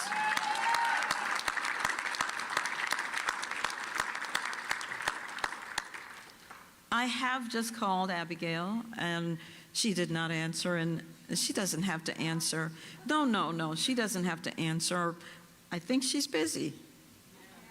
So it went to voicemail, and I left her a voicemail, and I asked her to please consider all of us Virginians, that she will represent all of us and not just some of us. And I wished her success. If she is successful, Virginia will be successful. That's what I wish for her. And I asked her to support policies that will unite us, that will not divide us, that will strengthen our families and keep us safe. And that if I can ever be of help doing that, I'm here. I'm ready to volunteer. After all, apparently I have nothing else to do. But volunteering isn't something that's new to me. I mean, I ran a men's prison ministry, one of the best things I think I've done, apart from my husband, my children, etc. And then, of course, when I also ran a women's homeless shelter, just the fact that I would be able to shape lives, to tell them, you're not done yet. You're done when you're in the grave. But until then, God has given you breath, and you must use it. And when you are in a place, you must serve others. You must never be about your own self. And so that's one reason I'm here. You know, I came back into politics because I believed I was called. I saw test scores, and I thought it was a good education that lifted my father out of poverty. And it's a good education that will lift all of us out of poverty. And when I was vice president of our State Board of Education, I was never laughing if a principal or a teacher or a school board person stood before me, because our children don't get do-overs and they weren't learning. So I hope that Abigail considers school choice, opportunities for our children to excel. It can't but be just one path. No. How dare you stand in the doorway of a parent that says, I want something different for my child. Please give me the money. I am low income, but can you give me some money that I can choose a school that I believe is best for my child? We've celebrated the 71st anniversary of Brown versus Board of Ed. And what was that about? Was it about the worship of a brick building? No. It was about the parents being able to decide where to send their children to school. That's still the option that parents want to have. Folks, I ran a race, again, based on foundational ideas that would, well, repeal the car tax, protect our girl children especially, and not create sexual trauma for them in bathrooms and locker rooms and in their sports. And I ran a race to expand our economy. When I had my business, it thrived. I started my business in the Great Recession. We did very well in a recession. And then COVID came, and we did very well in COVID as well. But it was the decision of the then governor that caused my business to close. And so it matters who the governor is. Policies matter. And to be safe matters, because to be governor is to have the other title of commander-in-chief. And the first job, I believe, of any governor is to keep the people safe. If you don't have safety and security, you have nothing. And so I'm not going to give up. Have you given up?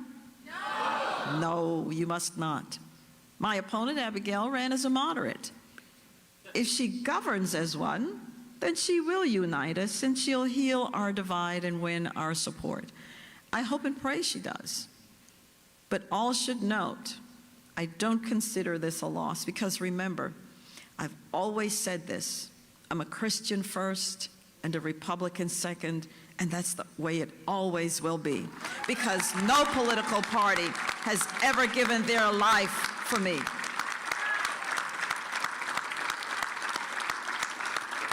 So your voice isn't lost, and I'm not going anywhere, and neither are you. Virginia is not a radical leftist state, and we will hold to account anyone who tries to impose on us the ideology of the left. We must offer our hands of cooperation, but the gesture comes with a warning. Do not tread on me.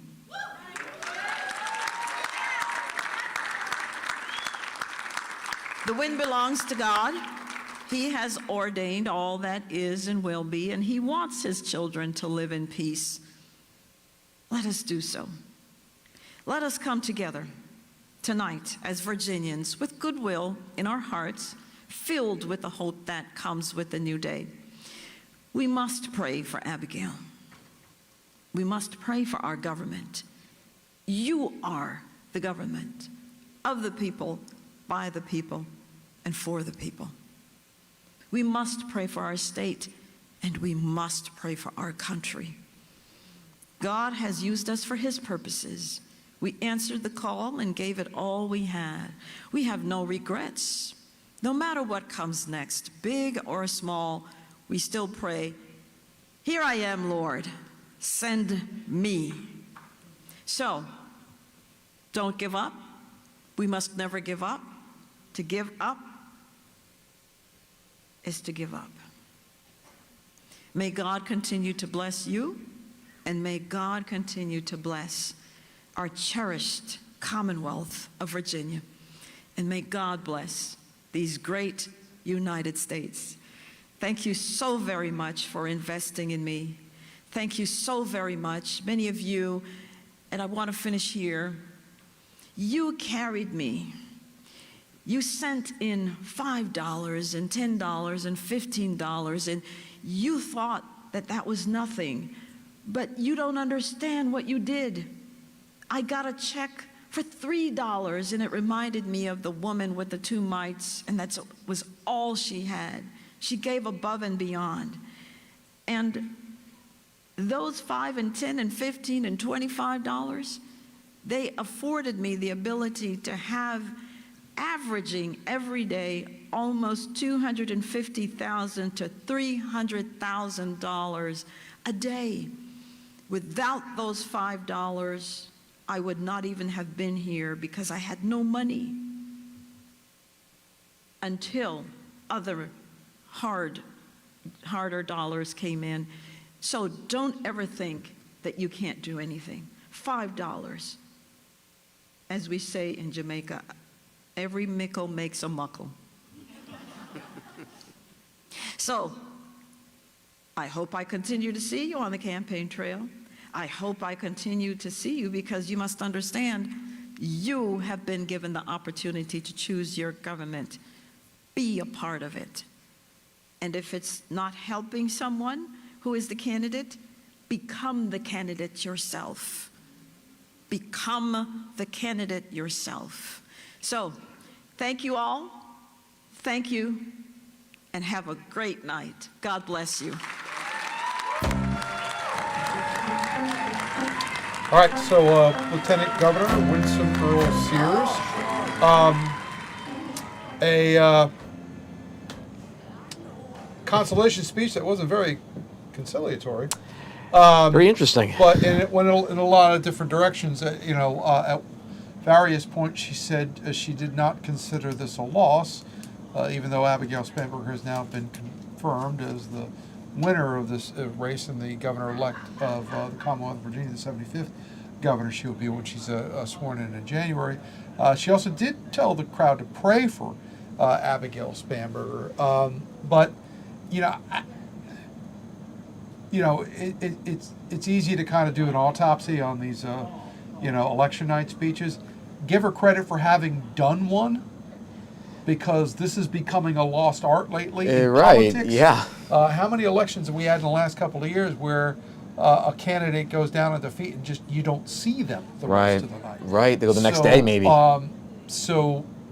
Give props to Abigail Spanberger for at least coming out and addressing her crowd of supporters tonight who, are still holding out hope that they might not go away tonight completely empty-handed, because this race to the Attorney General between Democrat Jay Jones and the Republican incumbent Jason Miyares is still not called. It does look like, though, it's about 3.6%, almost over 100,000 vote difference here. Yeah. And what was really interesting about that speech, and from throughout the campaign, we had heard from Republican sources that Winsome Earl Sears, the campaign wasn't being run exactly efficiently. The campaign message was kind of straying a little bit. They did not feel that it was Guys, the. I want to interrupt you just for 1 second. In the bottom corner of the screen, you see our Lieutenant Governor, projected winner, coming out and getting ready to take the podium. We're going to take you there now live. Okay.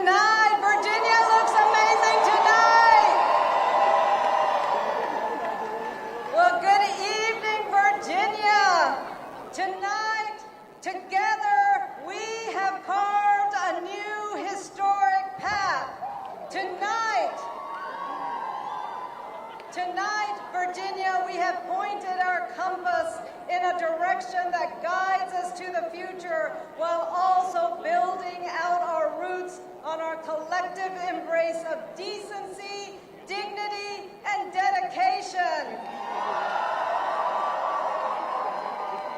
Virginia has chosen leadership that lifts up people instead of tearing them down. And together we have proven that in Virginia, a child's name, a family's personal struggles, and a community's identity are not barriers to belonging.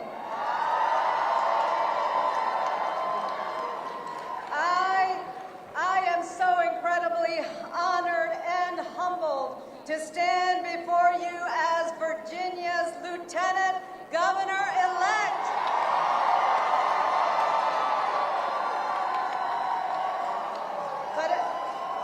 But as we all know, this moment of success is not mine alone. It belongs to every Virginian who believes that our politics must be more hopeful, more inclusive, and focused on solving problems instead of scoring points on the backs of other people's pain.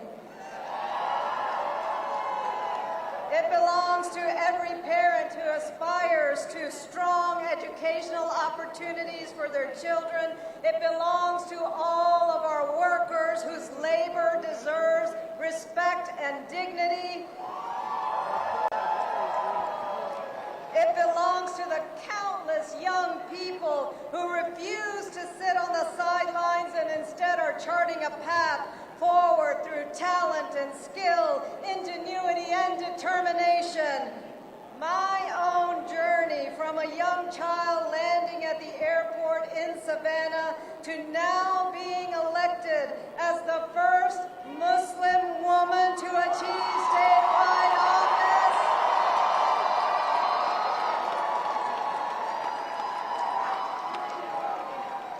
The first Muslim woman to achieve statewide office, not just in Virginia, but in the entire country. And this was possible because of the depth and the breadth of the opportunities made available in this country and in this Commonwealth. And I want to reflect just briefly on that journey from a childhood in Georgia to an educator's life in Virginia's college classrooms to state government representing the Richmond area in the state Senate and now this statewide position. I first was compelled to run for office because I wanted to respond rather than quietly observe the targeting and the scapegoating of marginalized communities. I decided to run for public office because no one in this country should be made to feel as though they are not welcome in their neighborhoods or in their own communities. Now I know that many of us feel as though the nation is in the midst of challenges that are much deeper and more intense than those we have faced before, and that it will take us generations to repair. But let us not forget that the challenges we endure today are not entirely new, and they can be navigated. We have been grappling with profound questions of our national identity, our nation's history, and its complex legacies for centuries. This nation has not merely endured, but it has risen from every crisis through introspection, resolution, and determination. And tonight, we've taken another step forward. Tonight, today's elections and the voices of hundreds of thousands of voters tell us that we are ready to define a new path. We are investing in the future. We're building a Commonwealth in which every child receives a high-quality education and is able to build a life and a career right here in Virginia. And we're charting a path forward to ensure we have access to affordable health care, child care, and housing. And we will define our progress as successful when we translate translate that moral call to take care of each other in making those into actions of a government that serves the people that it represents.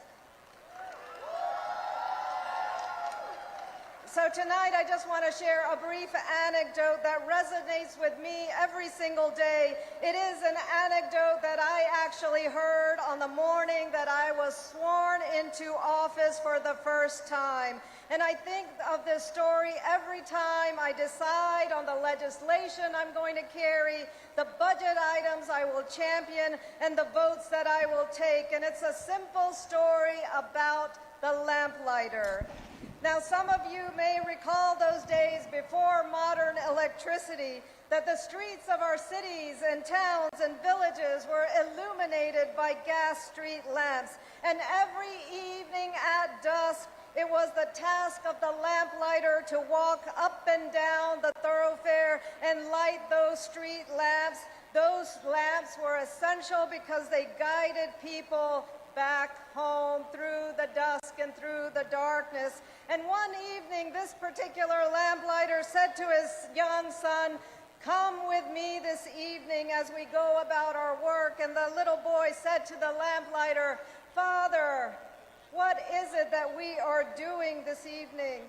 And he said, son, we are punching holes into darkness." Well, Virginia, tonight we are punching holes into darkness. When we protect public education, we are punching holes into darkness. When we give every Virginian access to health care, we are punching holes into darkness.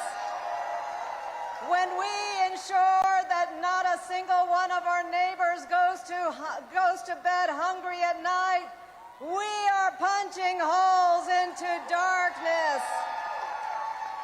So let us move forward, choosing compassion over callousness, democracy over demagoguery, courage over cowardice. Only then will we be able to continue punching holes into that darkness. Virginia, thank you for the immense honor you've bestowed upon me. Let's get to work, Virginia. Thank you.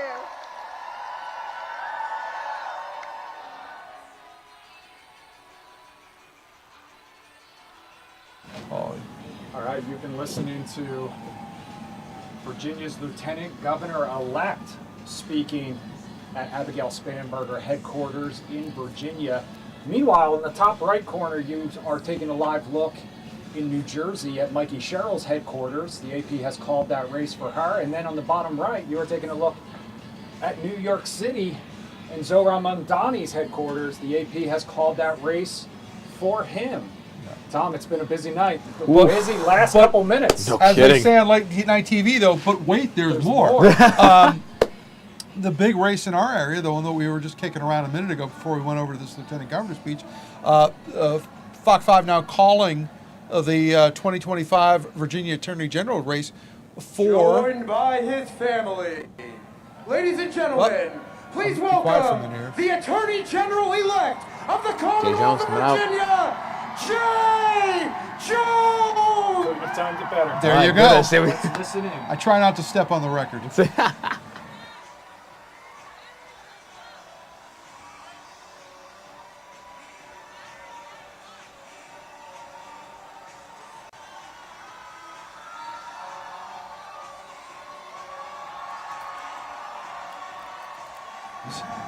Jay Jones, this was an open question tonight, Tony, as to whether or not he was going to be able to pull this out. Right.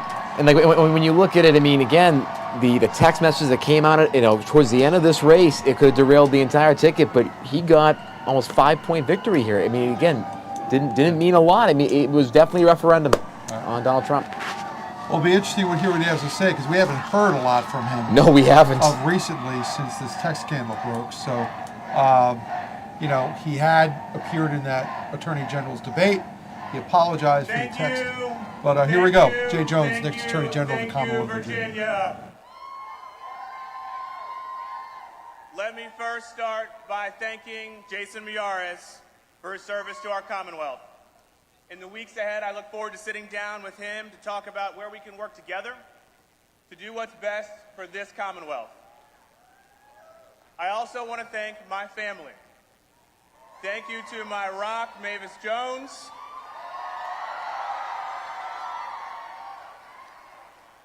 I would not be standing here tonight without her.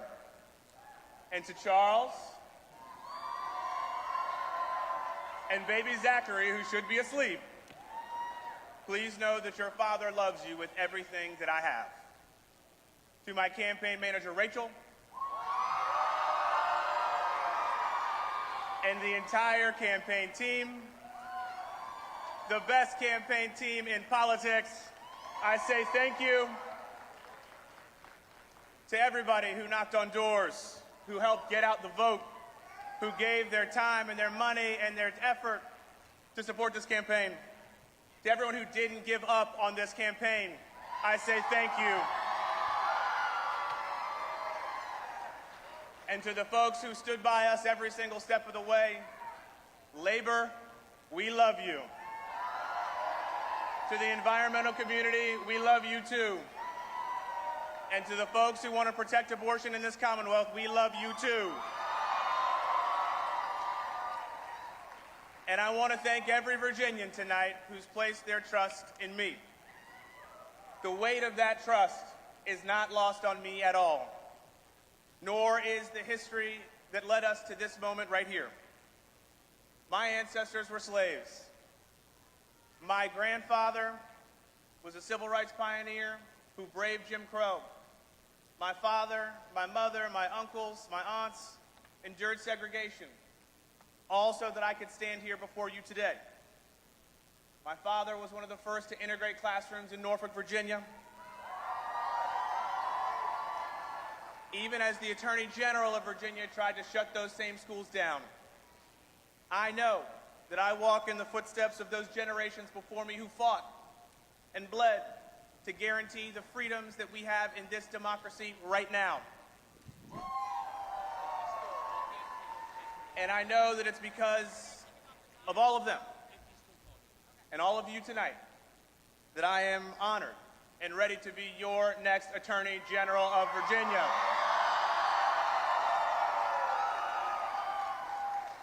The first black person bestowed with this awesome responsibility in the history of this Commonwealth. Now, you all know this was a hard-fought campaign. But at the end of the day, this election has never been about me or my opponent. It has always been about every single one of us and the future of Virginia. And this election, this victory, is for you and for every Virginian who is lying awake right now. Not because they're following along with these election returns, but because they're worried about their future, for themselves and for families just like mine. We have big fights ahead of us. Our Commonwealth and our country will continue to be tested. But tonight I make this pledge to every single Virginian.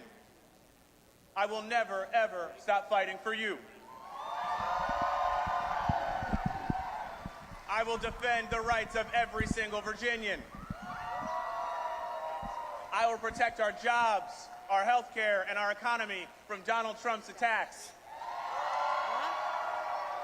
I will take on those big corporations that have controlled our politics for far too long and lower costs for Virginians once and for all. And I will always work to keep our families and our communities safe.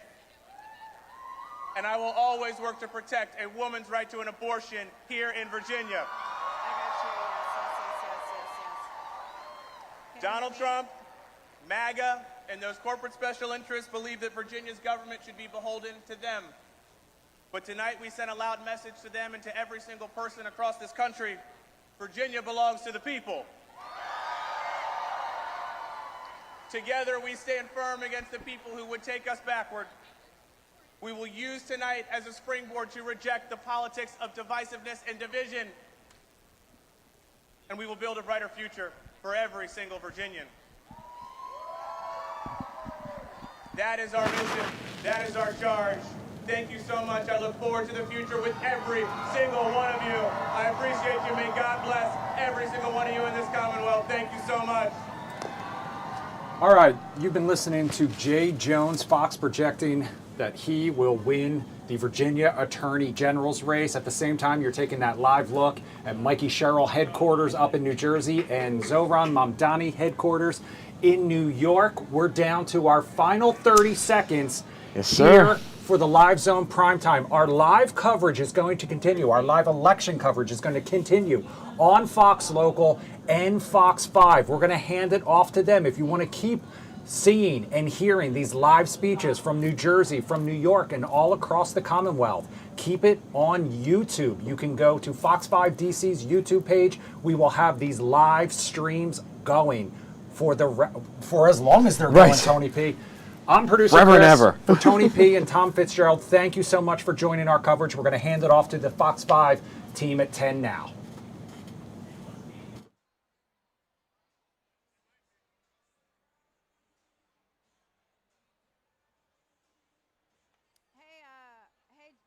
Jake. What a historic night for Abigail Spanberger. Keep me on camera until...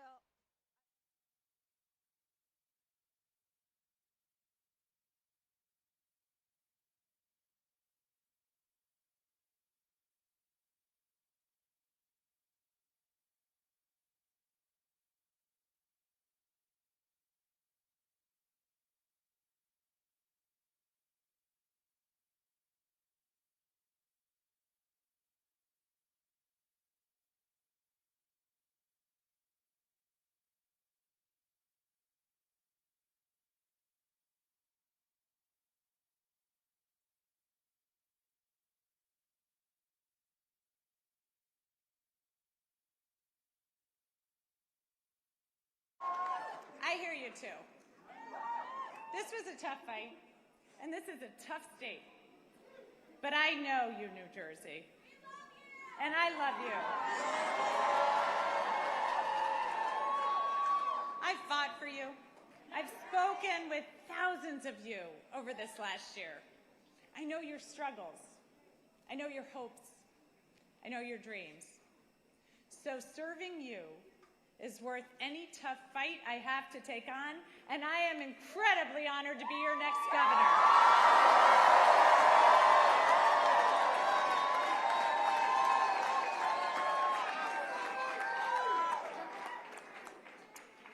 When I was 18, I raised my hand, and I swore to defend the Constitution, and that moment defines me.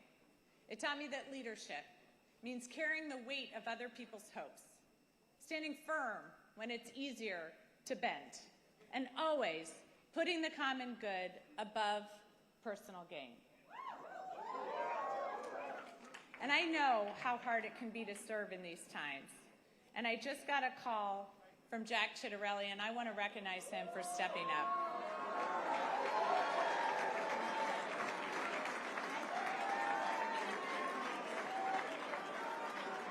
And all of you know, I love our history, and our state motto has always stuck with me.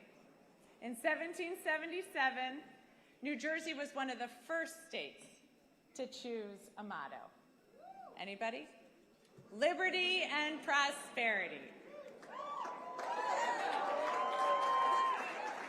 I'm going to get some more civics education going. We'll get that known by all. But it was a demand for freedom from oppression and a commitment to creating better opportunity and a better future. That idea has defined us for almost 250 years. We fought for liberty at the crossroads of the American Revolution, turning the tide for our young nation at the battles of Trenton and Princeton. We offered prosperity as we built the nation during the Industrial Revolution. We've been the cradle of scientific discovery, inventing everything from the light bulb to the laser. Liberty and prosperity. I've seen the genius in that motto over the last year because both are essential in our democracy. And as the president is backing away from this ideal, cutting SNAP, ripping away health care, terminating Gateway, we here in New Jersey are bound to fight for a different future for our children.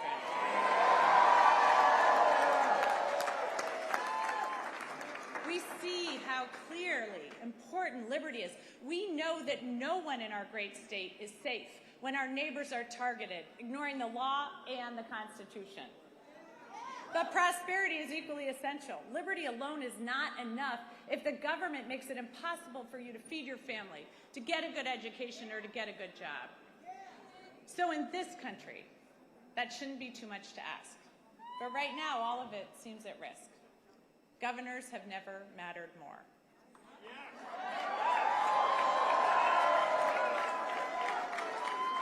And in this state, I am determined to build prosperity for all of our citizens.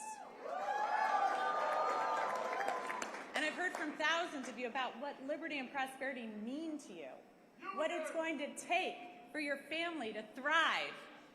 So I hear you, Newark. I'm going to work with communities from the ground up so all of our neighbors thrive.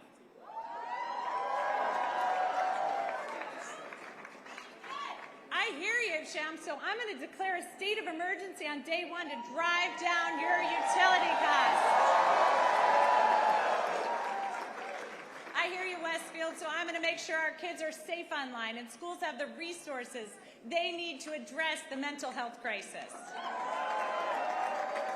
I hear you, Jersey City, so I'm going to hold government accountable, balancing individual liberty with collective responsibility, ensuring people are safe, healthy, educated, and free to pursue their dreams.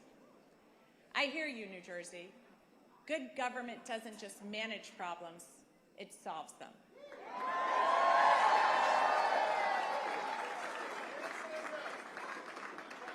So I'm going to continue to listen and work with you to move our state forward, because I have learned so much as I've traveled our state.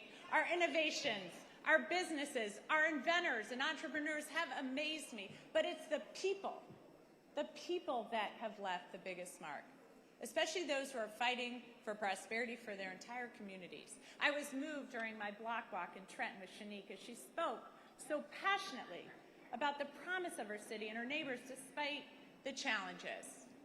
I love the group of young men from Monroe who've been hard at work on this campaign. All right, we've been listening to Mikey Sherrill speaking in New Jersey, but I do want to get out to Virginia again, where Jason Miyares is now speaking. And my favorite job as Attorney General is where I spent my July 4th at Fort Monroe, welcoming 97 new Americans from 47 countries. To be able to stand in front of that group of new Americans and look them in the eye and say, it is the honor of my life as your 48th Attorney General to welcome you home. It is indeed a reminder that we are the American miracle. This past month, October, was the 60th anniversary of a scared 19-year-old girl getting on an airplane, penniless and homeless, and not knowing where her next meal was going to come from. And that was my mother, Miriam Miyares. And it's been a tough, tough year for her medically, but she wasn't going to miss tonight. And I want to thank Mamita for everything she taught me about the American miracle.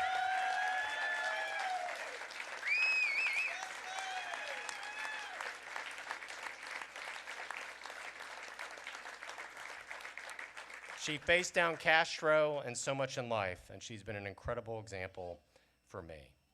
Now, one of the things I'm most proud of about this campaign is that we won so many votes from the freedom seekers of Virginia. People who hailed from countries all over the globe came up to me on the campaign trail, whether they were from Nicaragua or from Vietnam or from China, to tell me how excited they were to support our campaign. And I was honored to have their confidence. And I will work to keep these new Republican voters in my party every day after today. Listen, Virginians, politics is like a pendulum. The public sentiment swings one way and then the next. Tonight, it swung a little bit too far in the wrong direction, in my opinion. And folks, it will swing back. It always does. The Democrats that have won tonight need to remember that as they govern. The people of Virginia do not want an extreme agenda. They do not want a government that divides us. They do not want a partisan radical approach out of the people they are sending to Richmond. They want both parties to work together. I keep a sign in my office in Richmond. I see it every day when I sit at my desk. It's my favorite quote from Thomas Jefferson, and it is this: I have never found a difference of opinion in politics, in philosophy, or religion as cause to withdraw from a friend. It's just the idea that we're so much more than our political divides. We are Americans. And a wise Marine once told me that if you walk at Arlington National Cemetery and you see those crosses and those stars of David's, you do not see an R or a D next to anyone's name. And to never forget that someone that thinks differently than you politically has literally died for this remarkable country.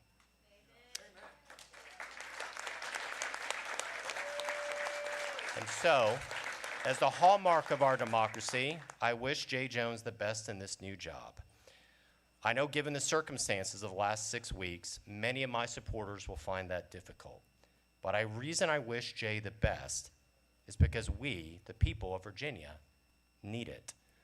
We need an Attorney General who will focus every day on keeping us safe. It is my sincere hope that Jay does that. As I've said before, the least of these deserve the best from us. Folks, I do not know what my next chapter will be, but my chapter is not over. And Virginians, Republicans, we are down, but we're not out.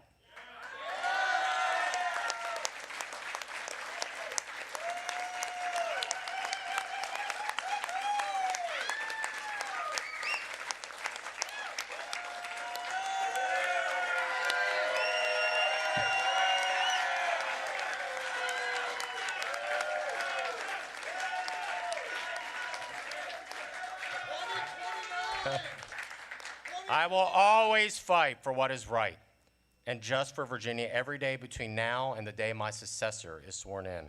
And I will never stop believing and working for Virginia, because I've always said that Virginians, you deserve a government as good and as decent as you are, that is civil and fair as the people of our Commonwealth. I also have to end with this. I need to thank my political team. Nathaniel Hurt, my campaign manager.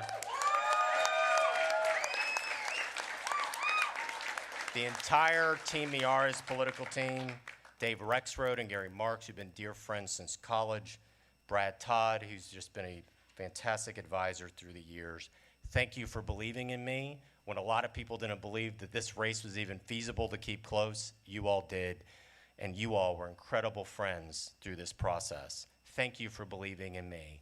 I'm honored to have you as my teammates. And finally, to Virginia. I believe in Virginia. I believe in you. I've been so honored to serve in this role.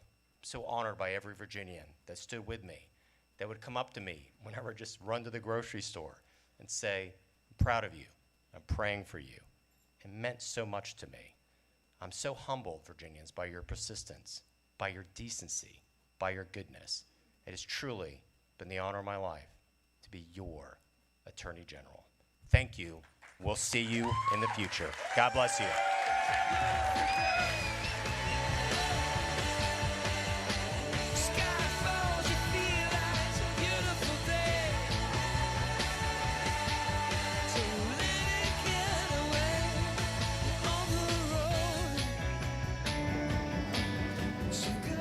A little U2. Beautiful day to end a long day of election coverage here across the Commonwealth. You were listening to current incumbent Attorney General Jason Miara's his concession speech. Jay Jones declared the projected winner in that race. At the same time, you're taking a live look from New Jersey. That's Mikey Sherrill. She just wrapped up her victory speech from her headquarters in New Jersey. And then in the bottom right-hand corner, that's New York City, where Zohran Mamdani expected to speak at some point. He has also been declared the winner in that New York City mayoral race. Tony P, a long day, yeah. a busy day, but very unexpected in a lot of ways. I mean, again, we did see the polling showing, some pretty decent-sized Democratic victories, but I mean, almost a 14-point win for Abigail Spanberger was not in the cards in the polling, and Mikey Sherrill with it's a seismic shift. I mean, it's New Jersey, the first time this has happened in a long, long time, way before I was even born, where you've had three Democratic elections back to back to back, with two for Phil Murphy and now one for Mikey Sherrill. And in 2021, when President Biden was first sworn in, it was down to the wire in New Jersey. 3 points, 3.5 points. And Jack Ciattarelli, you would have thought by the trends and the numbers, he could have won this race. And Atlas Intel, one of the most accurate pollers of this entire 2024 cycle, had it at like a point race. And this is a 12, 13-point victory for Mikey Sherrill tonight. It's a seismic shift. And then over the bridge, you go to Jersey, you go past northern Jersey and Bergen, you go over that bridge, and you go to New York. It's a 9 to 10-point victory we're looking at for Zoran Mamdani. The Sliwa effect didn't really have much of an impact. It's still a 2 to 3 point margin there, even with those votes. You're seeing both sides of the Democratic Party and that divide won big tonight. And so the question for Democrats, where do they go? And for Republicans, the one big shining moment is that Jason Miyares, in this really just groundswell of support for Democrats, still managed to keep the race pretty tight and competitive. If I'm looking at this for Republicans, you're looking at Jason Miyares for candidate for governor in 4 years in 2029, because he is a very formidable talent coming up for the Republicans in this type of region. Those type of candidates. Do Republicans take a lesson from this and say, hey, Jason Miyares, that's the kind of message we want to run on, versus what we saw at the top of the ticket, which was more kind of polarizing compared to other Republican campaigns? It's going to be interesting to watch, especially that this race and both these races will be happening post-Trump era in 2029? Yeah, So it'll be a very interesting thing. A big shift tonight, and a lot of questions still, though. Yeah, and also a lot of people looking at these as a bellwether for what it will mean for the midterms next year. In the meantime, we Still too close also to call now. we focused on some of the bigger races. There were a lot of statewide races. Yes, there were. For the House of Delegates, could have a major impact on the future of redistricting. Yes, in here in Virginia, too. Virginia as well. We are going to keep live streaming all of the election results on YouTube, especially those ones up in New York, as we stand by for that victory speech. In the meantime, you can tune over to Fox 5 DC and Fox Local for more election coverage. Jim Loke will have more on the Final Five coming up at 11:30 as well. That's going to do it for us, our Virginia election analysis coverage here on YouTube, though. But of course, it never stops. Fox Local, Fox 5, Fox 5 DC's YouTube page, the place to be. That's Tony P. I'm producer Chris. Thank you so much for joining us here. We'll see you again back here, same time, same place, 9 p.m. tomorrow, Live Zone Prime Time. Wait. Me and Tony P. Yes, we will. We'll see you then. Have a great night.